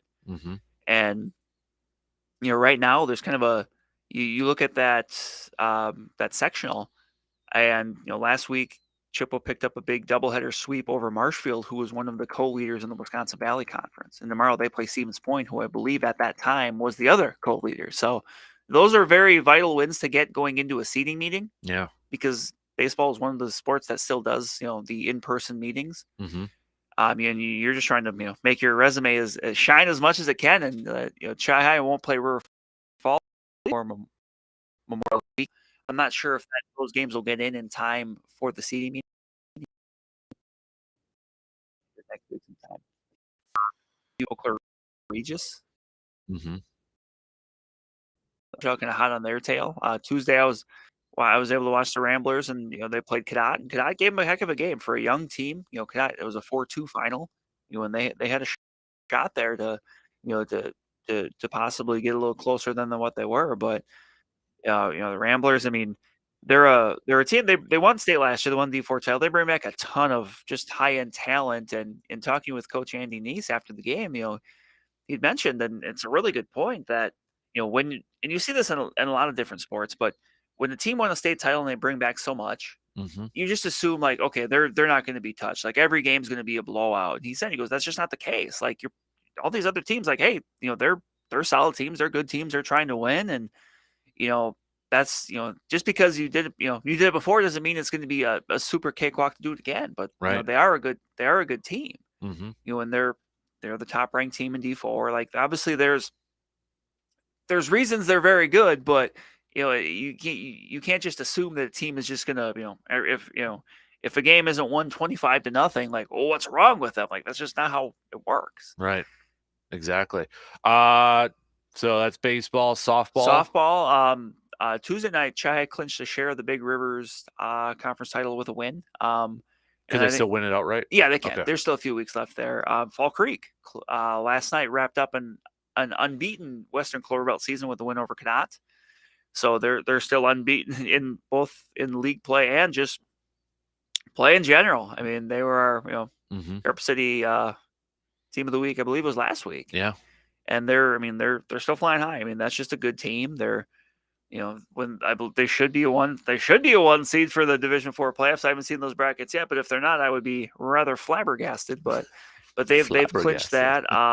With McDonald's a Division I seed in that Division V half section that includes Thorpe and Gilman and Eau Claire Manual and a few other teams. So, they picked up 2 wins last night, and not a doubleheader, but kind of. They played Thorpe and then they played Regis.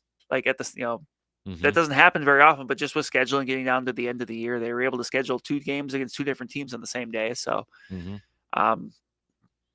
yeah. All right. And then we got, because I know you just did an article, I think it was just the other day, soccer with Regis and McDonald. Yes, girls soccer, the Regis McDonald girls soccer team, which actually has a big game tonight at Wisconsin Rapids Assumption.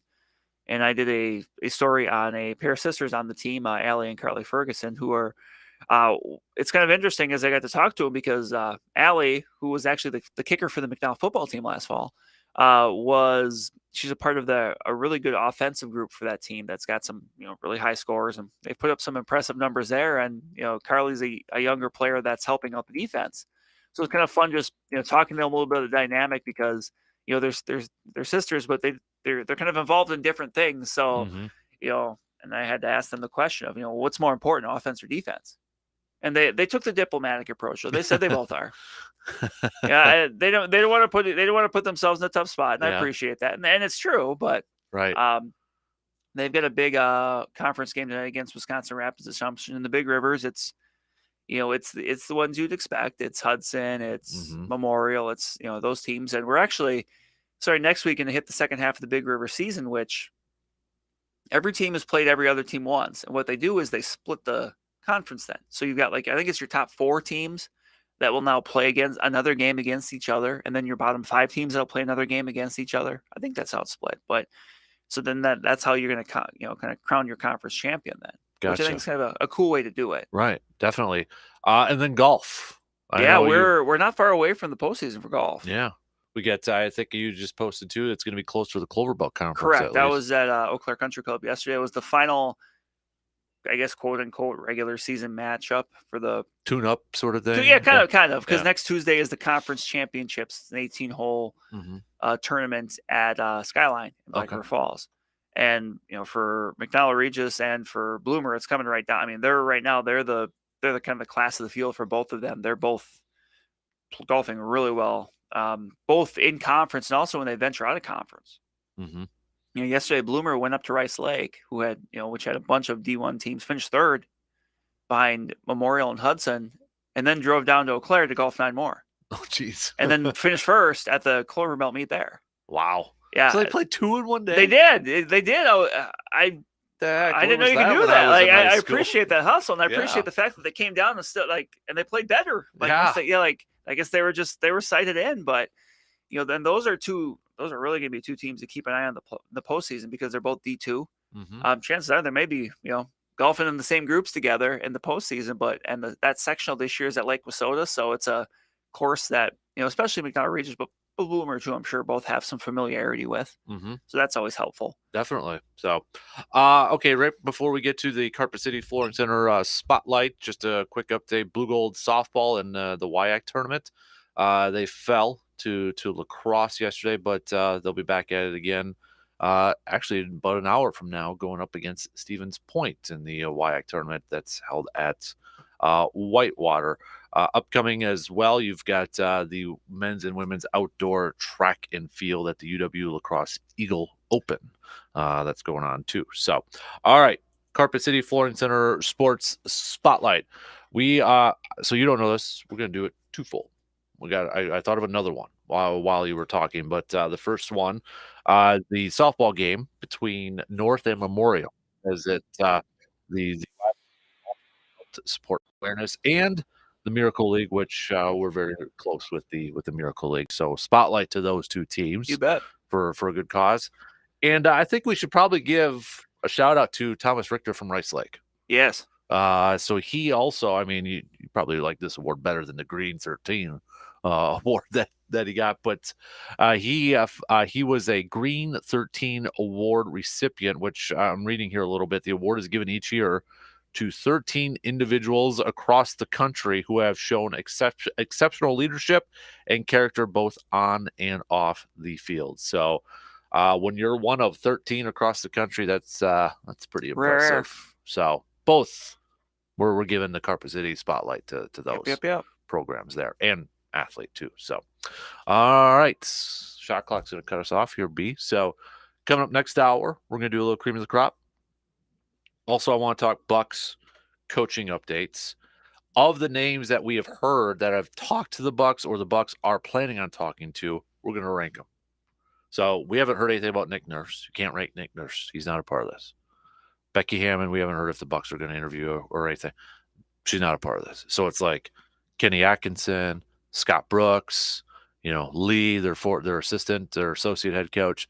We're just basing it off of the coaches we have heard the Bucks have contacted, got permission, or have already talked to. So that doesn't mean that they're not going to talk to anybody else, but that's how we're going to roll it here. So, all right, 2 in. We got 1 more to go on this Friday morning, some news updates, and we will be back in just a couple minutes.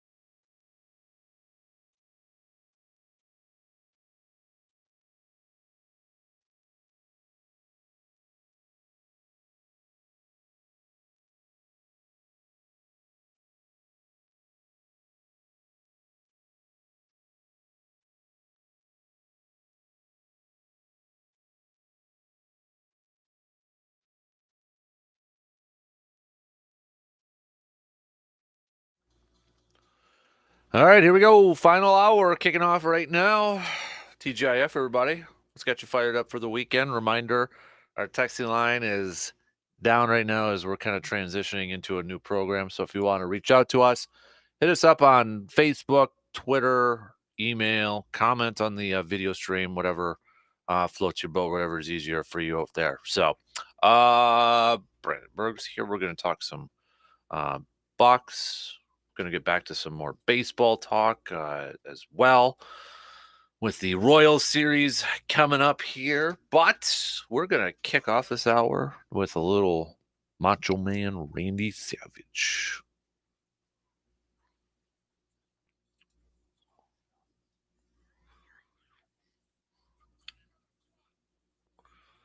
All right, Brandon, I asked you in the break who your cream of the crop was going to be, and you said it's not anybody I'm going to pick, so you wouldn't tell me. I'll let you have the honors first. All right. Well, I am going to go this week with the Chippewa Falls Booster Club. Oh, Let me okay. tell you why. A few weeks back, they had their annual extravaganza up at the fairgrounds in Chippewa Falls. It's a big deal. It's always a big deal, and it's a big fundraiser they use to help with just funding certain things for athletics, like kind of to go above and beyond kind of the basic stuff that the school always does. Mm-hmm. And they've gotten to the point where every year they're trying to find a way to top themselves, and well, that can be tough when you keep doing better and better. And this year they were actually able to announce this week that the official total they raised this week for the first time went over $200,000. Holy cow! $211,599 was raised. Wow! And that's going to go to a bunch of different stuff for all of the athletic programs at Chi High. So that's awesome. That's awesome. That's a good cream of the crop, man. I like that. That's a good one. My cream of the crop, I am going with congratulations to the Detroit Lions because you get the NFL opener with the Kansas City. Hey, you get a little love, right? National attention, first game of the year. I'll be honest, it actually surprised me. They did pick the Lions going up against the Chiefs for the Thursday opener. Yeah, that surprised me. I mean, there's a few other. I mean, like Eagles and Bengals were floated out there, but those are also games that you can kind of do at a different time. Mm-hmm. So it's kind of one of those things where like you want to lead with a strong one, but maybe not necessarily the strongest one. Right. Yep. And look, obviously the Lions have some buzz. Yep. Coming off the way last season ended and stuff, and yeah, that's a high profile spot for them. My thing is though, call me nuts, call me crazy. I'm not as high on the Lions, I think, as the majority of people are.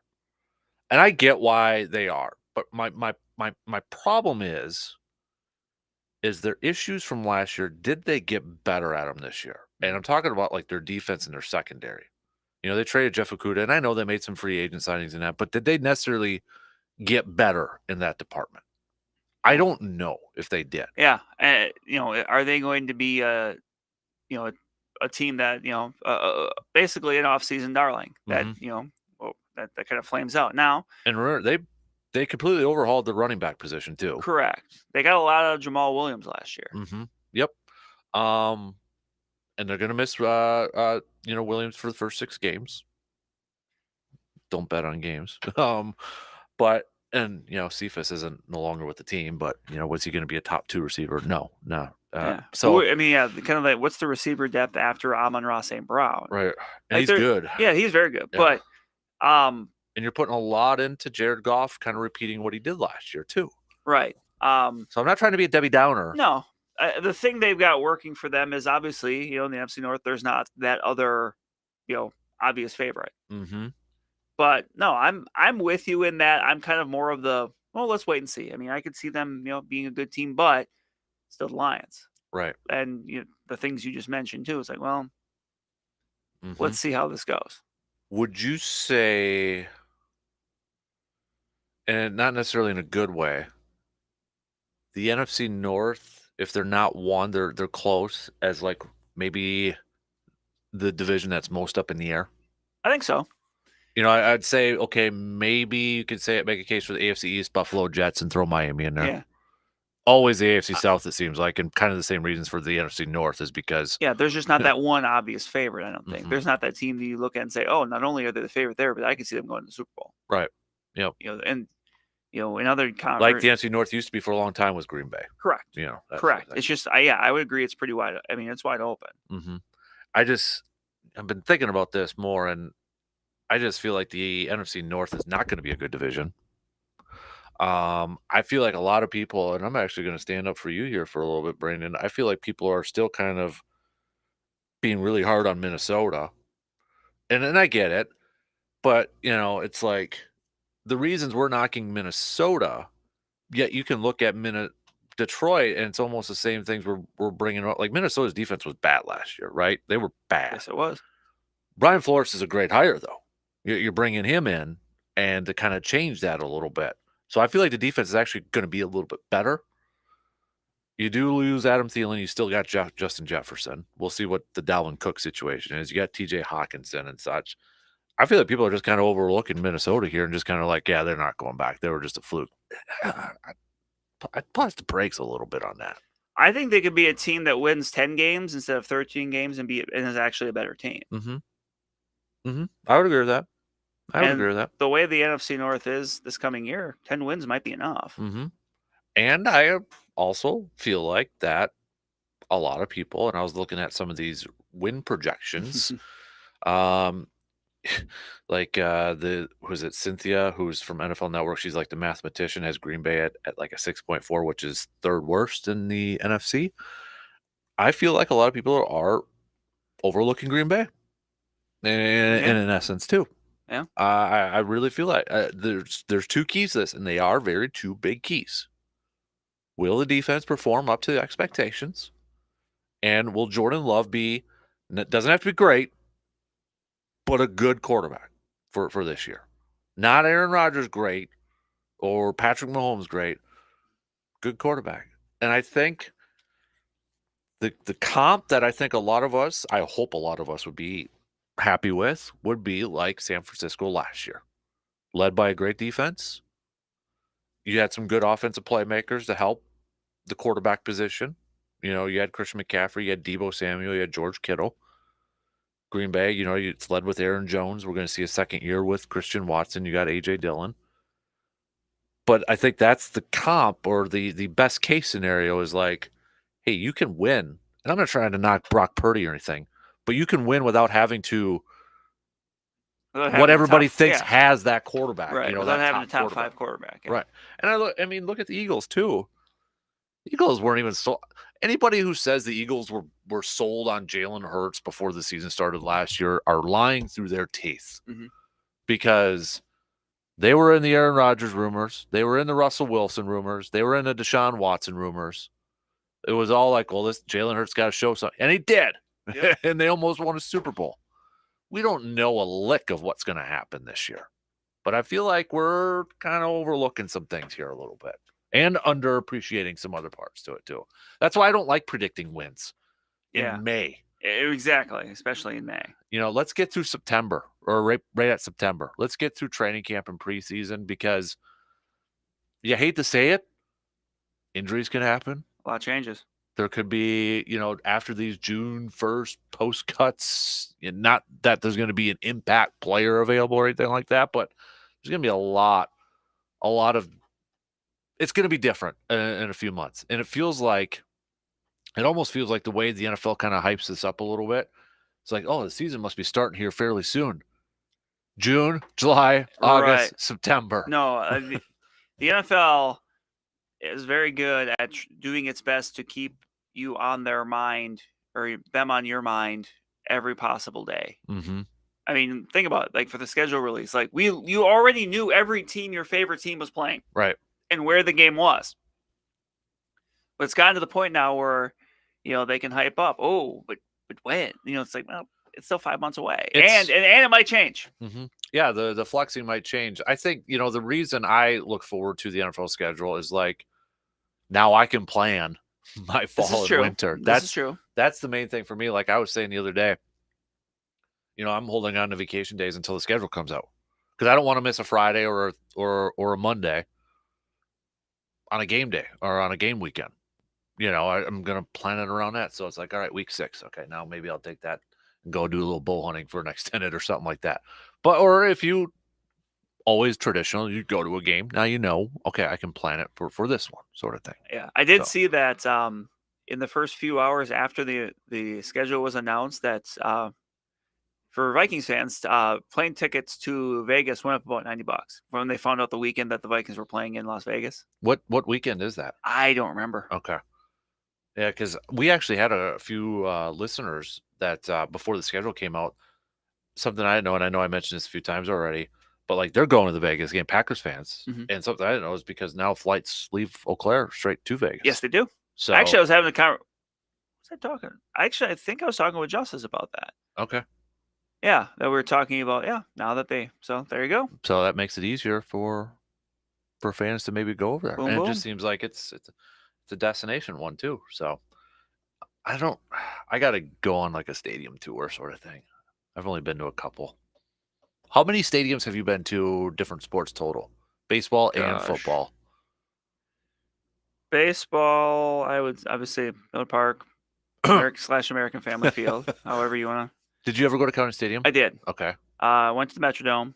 Okay. Went to Target Field. Okay. Went to Wrigley. Okay. I think that's it For baseball. for major for Yeah. baseball. For football, Dome, U.S. Bank, Lambeau. I think that's If you count college football, I guess, Camp Randall. Camp Randall and Ann Arbor and Rose Bowl. Mm-hmm. Did you go to Lucas Oil? No, You tried to, didn't you? yeah, one no, time? no, That's that story. that was, yeah. So yeah, that would be those. Technically, I did walk by, to and by Allegiant Stadium in Vegas when it was being built. That doesn't count. Oh, it was still a big hole in the ground, so no, it really doesn't. It doesn't count. But Sorry. we kind of got off. We got off because it's right off the strip. It's like 2 or 3 blocks off the strip. Mm-hmm. You think maybe the Raiders will change the name of their stadium to Brady's Stadium, or he's got enough money where he can have like naming rights? Brady's to that house? thing? Brady's. Ooh, yeah. Okay, I just saw this Sports Illustrated cover on Twitter. It's a little disturbing. I get it, but you would think somebody would have said something. So it's Sauce Gardner on the cover. Mm-hmm. Jets corner. He's got his hand up. It's covered in sauce, but it looks like something else. Oh boy. I mean, it's red. I mean, go Uh-huh. look at it and tell me, like, it's just like you couldn't come up with. I get it, the name sauce, but the dude looks like it's Silence of the Lambs Yeah. almost. You looking at it right now? Yeah, not ideal. No, right? Not ideal. Just kind of creepy. I don't know, kind of creepy. So, I don't know. All right, tell you what, let's do this. Let's take a quick break, and then we are going to rank some coaches. You ready for this? So, Bucks, we're starting to hear some names of who the Bucks are interviewing or plan on interviewing. Doesn't mean this is the only list. I'm sure they're going to do their due diligence and add more, and there's going to be more names to it. But of the names that we have heard right now, this is who we're going to rank, okay? Of these players, who do you think is the best, or best coaches, who do you think is the best fit for the Bucks? So we'll take that break, and we'll be back in just a couple minutes.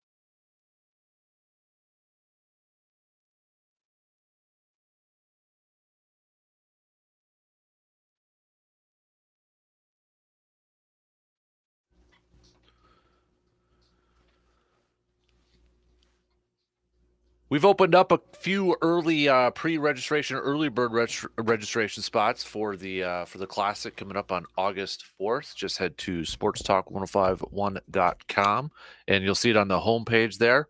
Yeah, we've opened up a few of them just because the last couple of years we've sold out, so we're giving you an opportunity to make sure you reserve your spot right now, whether it's the morning tee time or the afternoon tee time.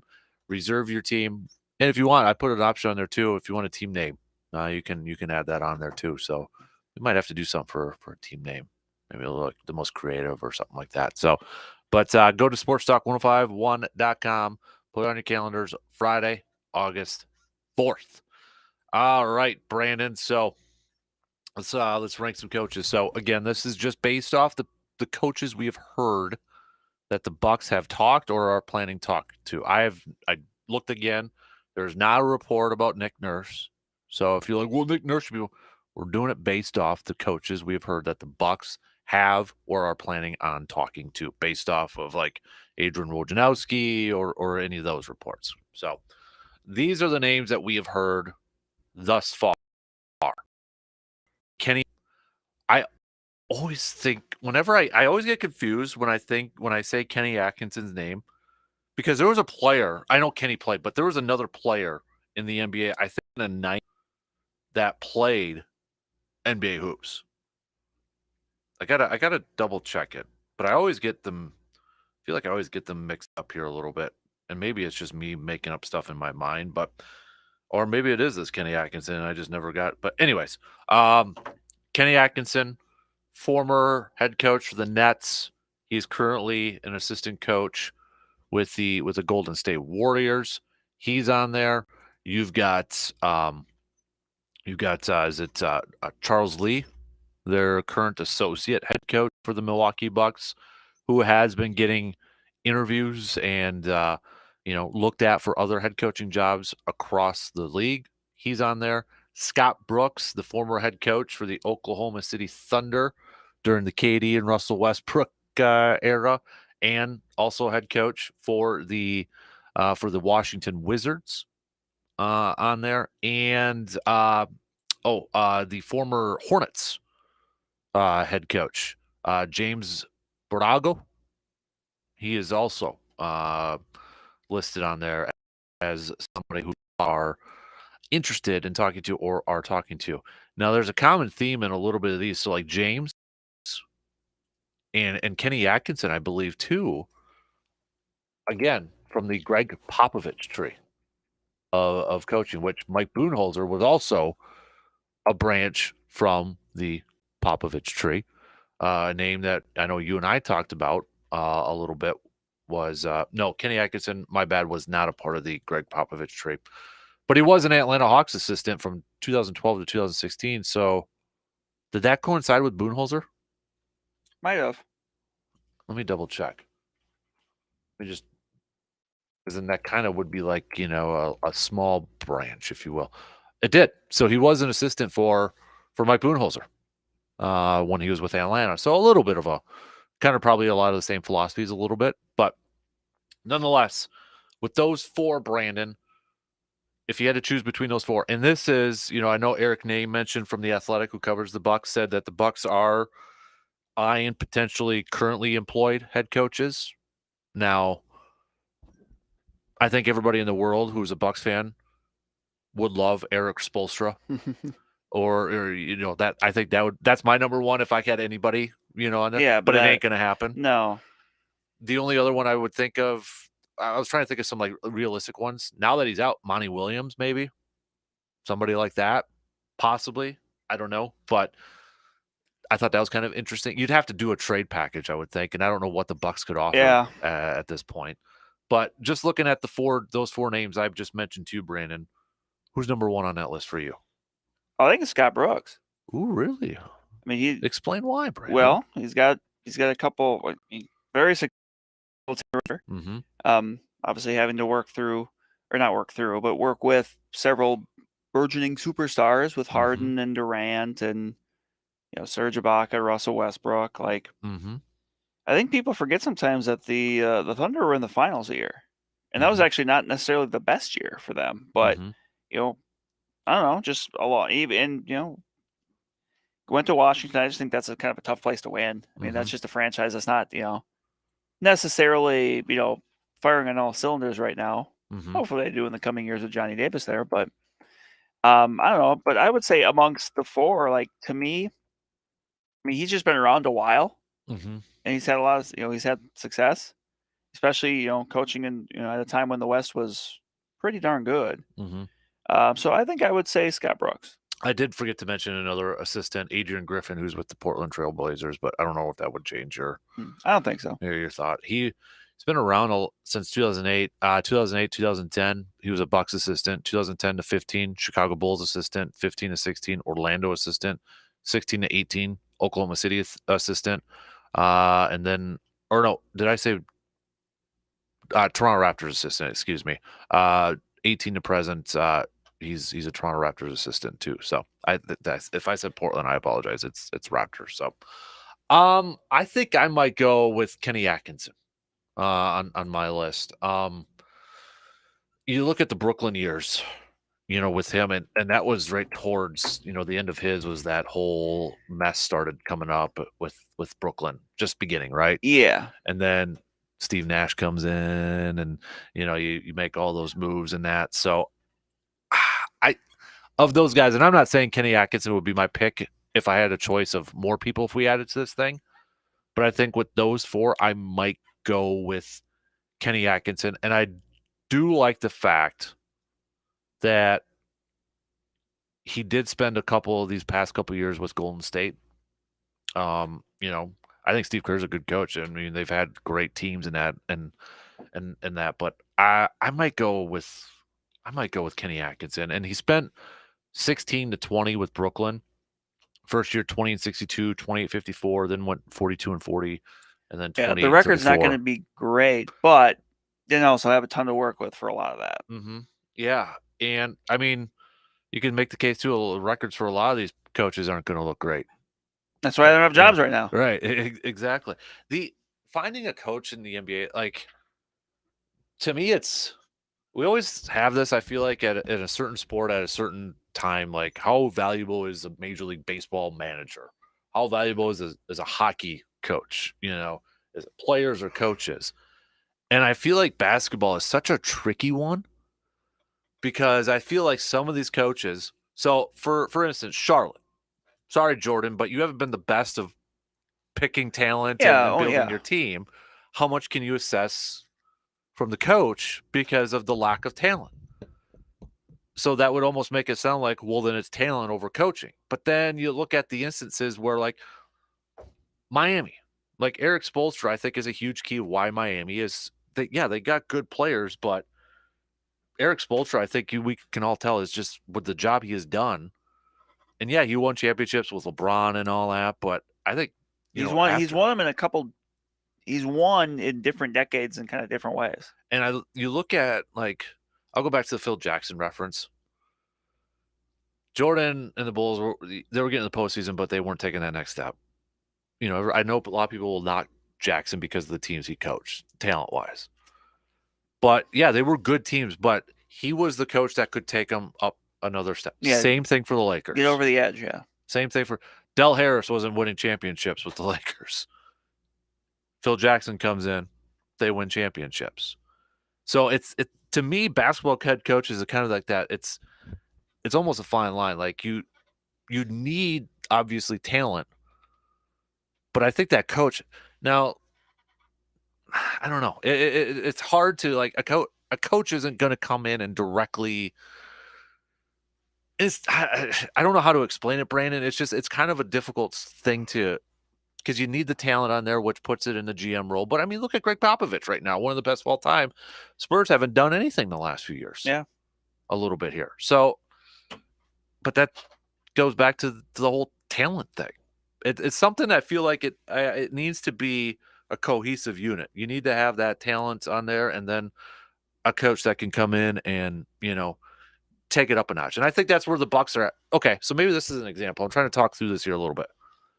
Are the Bucks kind of like, and they won a championship, so maybe a little bit different, but are the Bucks kind of like those Bulls teams and those Lakers teams where great regular seasons. They get to the postseason, but they underperform in the postseason. Phil Jackson comes in, and they become dynasties. Is that where the Bucks are right now, where they need that coach to come in, even though they've already won one? I mean, it's tough to make that comparison just because of what we know in hindsight with the Bulls. Mm-hmm. But they also won one. Like, if they won a title under Doug Collins, does he get fired? Even though he did get fired coming off an Eastern Conference Finals trip. Mm-hmm. Like, I don't know. So I don't think it's quite the same thing. Mm-hmm. And Phil Jackson, when he got hired, wasn't Phil Jackson. No, he coaches. he was an assistant. He Yeah. was just, some tall assistant that no one really knew a ton about. Yeah, he played. He did. He tried. played. And no great coach. Nobody knew it was going to be a great coach until that coach actually got an opportunity and started coaching. Right. So we can't sit here and peg who the next great coach is going to be. But I don't know. It's finding an NBA coach, I think, is such a tricky thing. I feel like it's a tricky thing. I agree. You got Doc Rivers, who's still around. But Doc Rivers, what's been his biggest complaint from people? He's won a championship, but has it been lack of postseason success, even though he's gotten a championship? Because look at the teams he's coached, besides Orlando, his first time run. Yeah, there's been some good ones, and we'll see how this ends with them this weekend. Now that Sixers and Celtics are going to Game 7. Mm-hmm. What if that's one of the targets that the Bucks are targeting, bringing him back to Milwaukee since he played at Marquette? No, that's okay. I was just going to ask. That was my follow-up to you. You don't want Doc Rivers there? No, I don't think so. No. Monty Williams? I'm going to go through some current coaches right now with you. Maybe. I like Monty Williams. I do. I think that, obviously they got knocked out in convincing fashion last night, but I don't know. That's tough.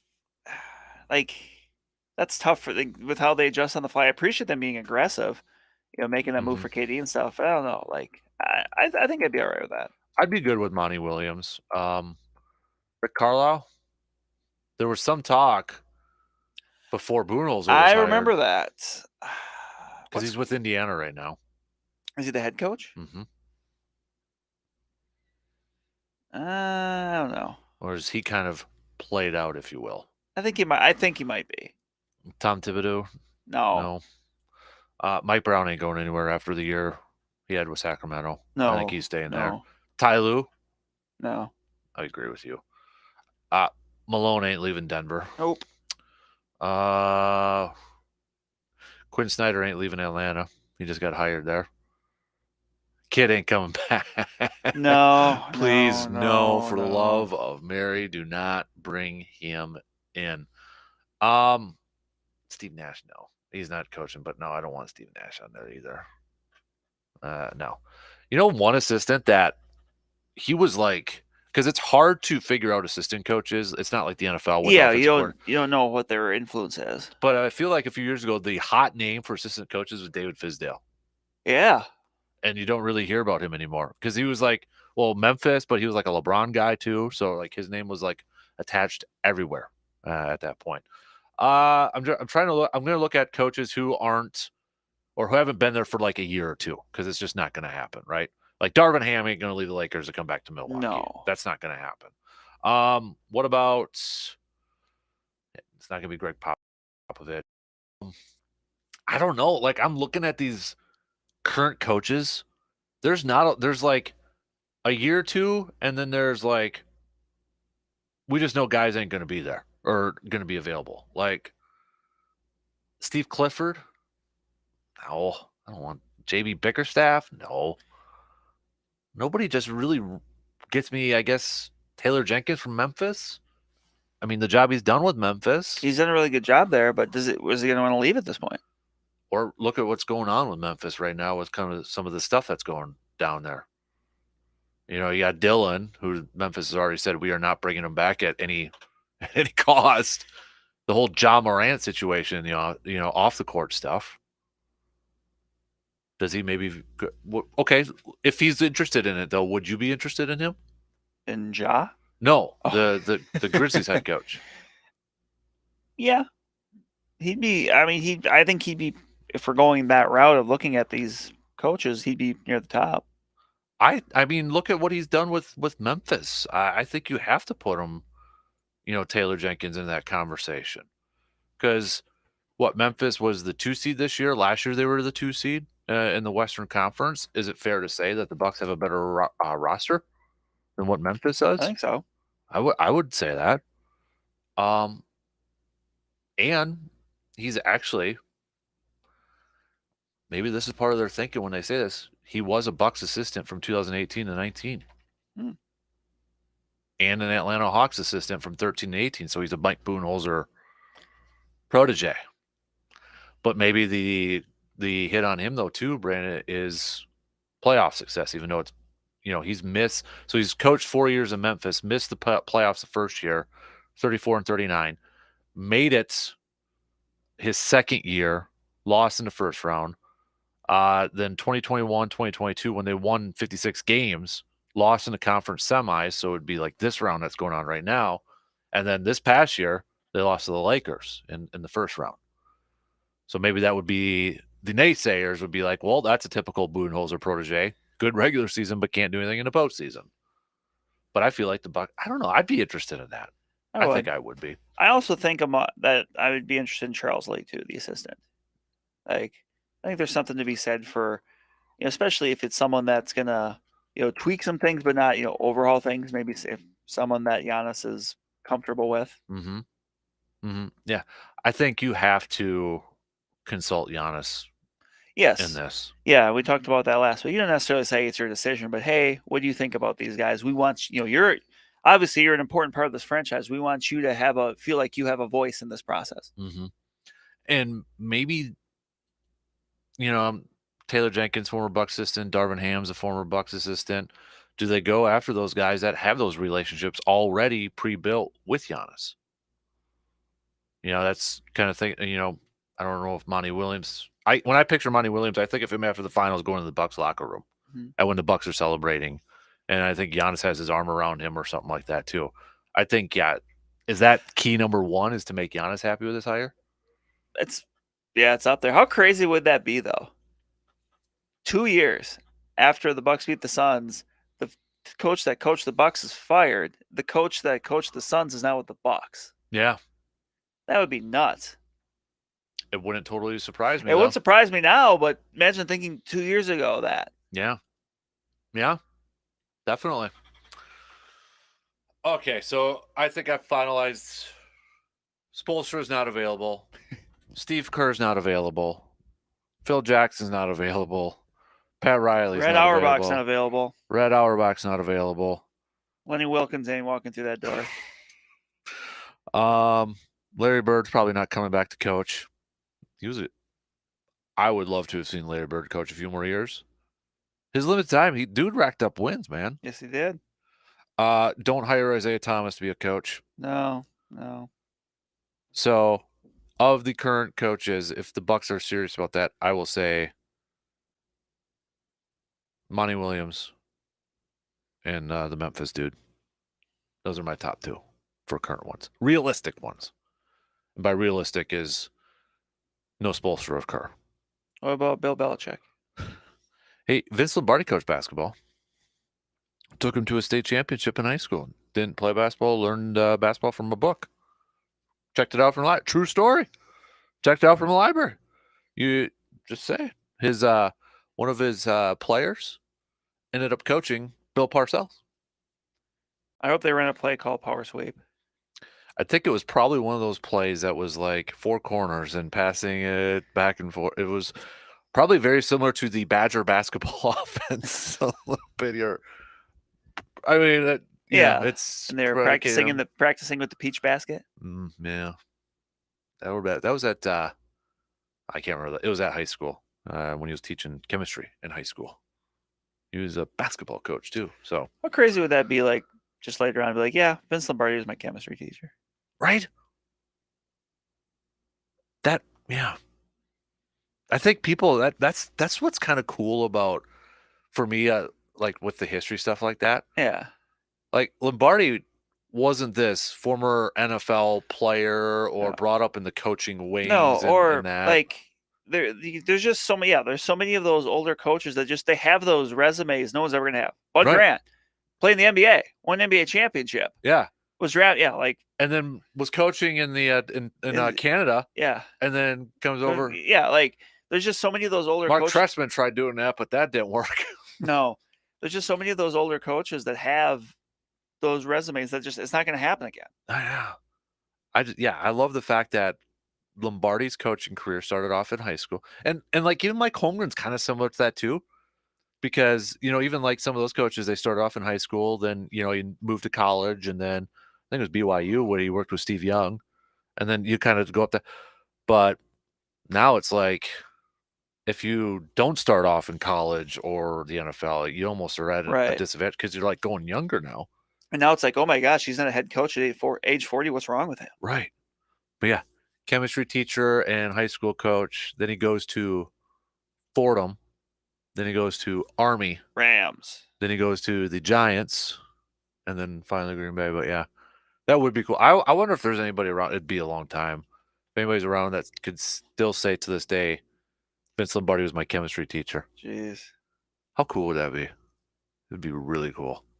All right. We'll take a break and then finish up this program on this Friday. We'll make some predictions for this Brewer series coming up in just a couple minutes.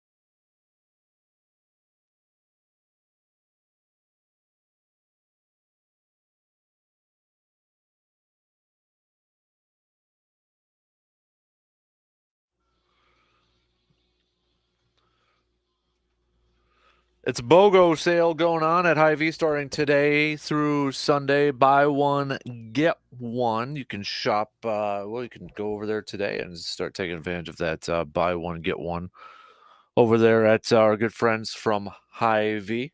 Seeing you can get some of those pork loins, buy one, get one free. Bubbly water, buy one, get one free for the packs over there too. So good deals happening over at Hy-Vee. And maybe if you need some last second Mother's Day items over there, flowers or something like that, hit up our good friends at Hy-Vee. All right, Brandon, will the Brewers win this series? Yes. I was waiting for you to fade the music out. I'm going to say they will take 2 of 3. 2 of 3. It won't be pretty, but they'll find a way to do it. You sound so optimistic about that. I am a very optimistic person. I mean, holy moly! Especially when this team is giving me many reasons to be optimistic. You know, I want to get jacked up for this, bro. I mean, if you can't get excited for man. Brewers Royals in the middle of May, hey, the return of Zach Greinke. It's true. His first time at Milwaukee since. He was with Arizona for a while. Yeah, right? He's not the same Zach Greinke. Well, but I mean, I'm just saying he's had to have pitched since then. Yeah. I mean, he is the same Zach Greinke, but he's just he's the same Zach Greinke temperament wise, but not stuff wise. Not stuff wise. So, that's on Saturday against Hauser. Who do you think's going to get start for the Brewers? Because that's still a TBD. I'm not sure because Colin Ray pitched yesterday, so I don't know. Would they do a bullpen start? I don't know with the because they don't. I don't know. Yeah, I don't know either. And with the day off, and then I mean, okay, so they would get another day off next Thursday, but then it's kind of a rough run stretch there too. Yeah, then you have a week and a half or so. So I don't know. Holy cow! I'm just kind of looking. I'm looking way far ahead here, but look at May 30th. So that first game against Toronto. Okay. That's a 2. That's a Tuesday. No, I mean I'm saying that's starting at the end of May. They have a 2-week stretch without a day off. Yeah, their next day off would be June 12th, which is right before they played the Twins in Minneapolis for 2 games and then have another day off. Yep. I hate that middle of the week 2-gamer. No, I hate the middle of the week Brewers Twins games. Yeah.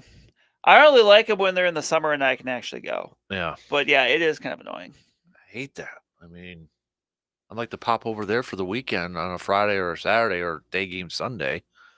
Can't. I think next year they will because then maybe it's different now with the scheduling, but because it was every third year, it would be 6 games instead of 4. Okay. But I don't know if that's different now because of the balanced scheduling. Okay. So interesting. Well, holy moly. Look at this one now, too. Really looking far ahead. June 23rd. Next one will be July 10th. Which is the All-Star break. Yeah. Yeah, that's a little over 2 weeks. I thought you were looking at the middle of July and say, whoa, they got 4 days in a row off in July. No. That's the All-Star break, bud. No. But yeah, June 23rd all the way to then their off day would be July 10th. Man, they got some. Okay, Brandon. What is with this? So September 2nd, then they don't get another one until September 25th or September 8th, excuse me. And then September 25th. I don't know. Wow. All right. Hopefully everybody's healthy and they got some depth going on over there. So, do you make a bold prediction, though? Do you think at any point in the foreseeable future, Keston will be on this team? Or is he more likely a trade candidate? I don't know if he's a trade candidate. I don't know if I feel particularly strong about either of those options. I'm making you make a pick. Ooh. Because he's got good numbers now. Do they try to use that as bringing in somebody they could use with maybe more control? I mean, because you've mentioned it too, and I think that when you think about that, it's like, well, Oakland, is there somebody in Kansas City that they would see this weekend? Or is there a minor league guy? Probably, that sort of thing. But yeah, I don't know. Like, I could see them, like, if they call, like I said, if they call him up, you have to play him. You can't just call him up to give him 3 at-bats a week. That's, and I'm not sure right now if you call him up to take over Luke Voigt's spot. The only thing that right now Keston here really has on Luke Voigt is he's hitting really well at AAA. But I still don't know if I like him being called up just to play against lefties where, sometimes he may only play once a week. Like, I feel like you're just doing the same thing. You're just doing it with a different person. Mm-hmm. If you're going to call him up, he needs to play a lot, so then you can, unequivocally see one way or the other. Like, hey, this is working, or hey, this isn't going to work. I mean, I think you kind of mentioned it earlier when you were talking about like the Jesse Winker spot, but I mean, is Keston Hero just a, flat out DH? That's it. Probably. I mean, that can play first. If he's playing every day, that can play first base a couple times a week. Like an Ortiz and a Jim Thome type of thing. But I mean, not saying he's going to be those guys, but yeah, he's not playing defense very often. At this point, he doesn't need to play second because you have enough other guys that can play better. Mm-hmm. So, I mean, I could see them doing it, but I don't know if. So what's more likely to happen? He gets traded, or he plays one more game for the Brewers at the big league club? Ooh. I would say he plays one more game, but yeah, I don't feel super confident about that.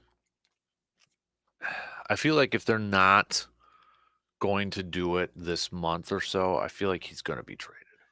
Yeah, because at some point then you start getting Luis Arias, like you just start getting other people back, and I just feel like you can start doing some other stuff. And especially if he's still hitting well, and if the Brewers are still in a spot to make a playoff push, some team would take him. Yeah, I mean, you're not going to get probably an everyday Major League Baseball player in return, but somebody else in your system to plug in there, I guess, or Could be part of a package to bring in an everyday type of player. It's hard to project. It baseball is because I don't even know trades. how much value he has right now. Mm-hmm. Just as on the trade market. Right. Well, best thing though, I think for everybody is whether you want him to play for the Brewers or whether you want him to be a trade candidate, is that he continues to hit the way he's hitting right now in AAA. Right. That's the best case for everybody in this situation. So they've already got MLB.com already has a post up which teams might be sellers at the trade deadline. it's I think the A's might be. They're number one on here. Cardinals are also listed on here. Kind of something. Giant, Nationals, Reds, Rockies, Royals, White Sox. How about that? Pittsburgh, you did not make the list. Ryan Reynolds, it won't be traded this year. Unless maybe the Pirates just epically collapse. And ooh, that would take something. Yeah. That surprised you that they signed him to that long-term deal, didn't they? I mean, look, honestly, even though it's in the division, I'm glad to see that they're actually investing. Mm-hmm. Because ownership there has been questionable at best. Yeah, they've been looked at as someone that doesn't spend money. Mm-hmm. Yeah. All right, let's do some more picks here. So we've got NBA playoffs continuing. Will either the Lakers or the Heat move on tonight? I'm going to say no for two very different reasons. Number for both one, teams? Yeah, I'm going to say that number one, the Knicks win because, as it has been revealed, Scott Foster is officiating the game tonight, and the reason it's important, playing. So, and that's the reason that's important is the Miami Heat have lost 10 straight games with Scott Foster officiating, dating back to last year. Scott Foster and Chris yeah, Paul because that was the thing during the finals with the Bucks against the Heat was with Chris Paul. That's They are 1-12 in the last two seasons and 3-10 against the spread in games where Scott Foster. So I'm going to say the Knicks. And I'm going to say the Warriors win because of the corgi shooting hoops. Which, if you haven't seen the video, someone...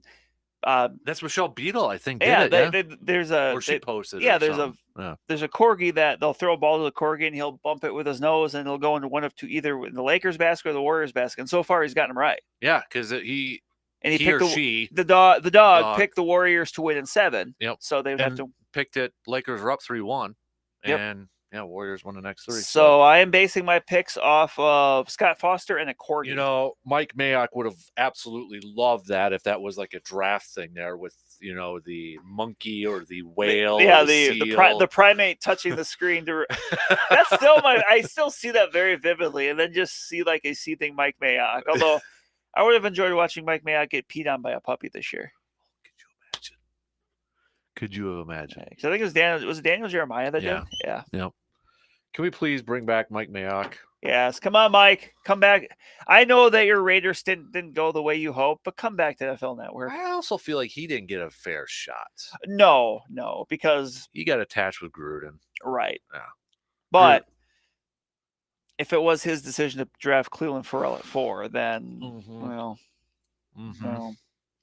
And that would probably put, and you kind of wonder too, and I don't know what he's thinking, but some people will be like, why is a failed GM being a draft expert sort of thing, But he was a draft expert before he was a failed GM. Right. And I don't know. I hear some of the things Mike Tannenbaum says these days on ESPN, and I kind of wonder how he had a job. Oh, man. Yeah, right? Holy moly. But, yeah, bring back Mike Mayock. Okay, so you got that. So who do you think wins the series, though, with the Yankees, with the Knicks in Miami? Miami. Miami does? It goes to 7, and then they win. Isn't it wonderful that, before the postseason started, Brandon, we were sitting here saying for the Bucks, get the 1 seed, let Boston and Philly beat up on each other. They'll go 7. Yeah, they'll go 7. They'll wear each other out, and it played out that way. However, also the start of the postseason, we're talking about our Bucks Suns finals. Yep. Yoink. Epic failures all across the board. Yeah, it would. I want the 76ers to win. I don't like either team. I don't like Boston or Philly. I want the 76ers to win based off the pure fact that Boston's going to freak out with the Bruins losing and the Celtics losing. Oh, my gosh. I didn't think of that. When want Boston that. sports loses, we all win. But, hey, they got Brady back, so they're weird. One day it's Brady's going to be welcomed back by New England, and now he's going to be a co-owner for the Raiders. Like, what the heck? Can you just get out of the like, this guy won't, he can't go into sunset. And he's still going into the booth at some point. 2024. Possibly. Yeah. Maybe. Possibly. This is Did he hear that Greg Olson wanted to be an owner of the Raiders and decide he had to jump in there too? He's not a guy that wants to go into sunset, does he? Well, he's got extra free time, I guess. I guess he does. He's a cat dad now, so. That's right. Charles Barkley don't like cats, though. No, he doesn't. He's not a cat person. Not a cat fancy guy. So, not a real pet. Isn't that what he said? That's not a real pet? I'm just thinking about the T. At some point, just the TN, like they're unparalleled. Yep. Everyone will be like breaking things down in the most ridiculous. Sitting there goofing around, like giggling. You can talking hear about who's like chunkier or something. Yeah, like they're great. Giggling and yeah. All right, everybody else, you have a good Mother's Day weekend. DP and Danitz are up next. We will talk to you on Monday.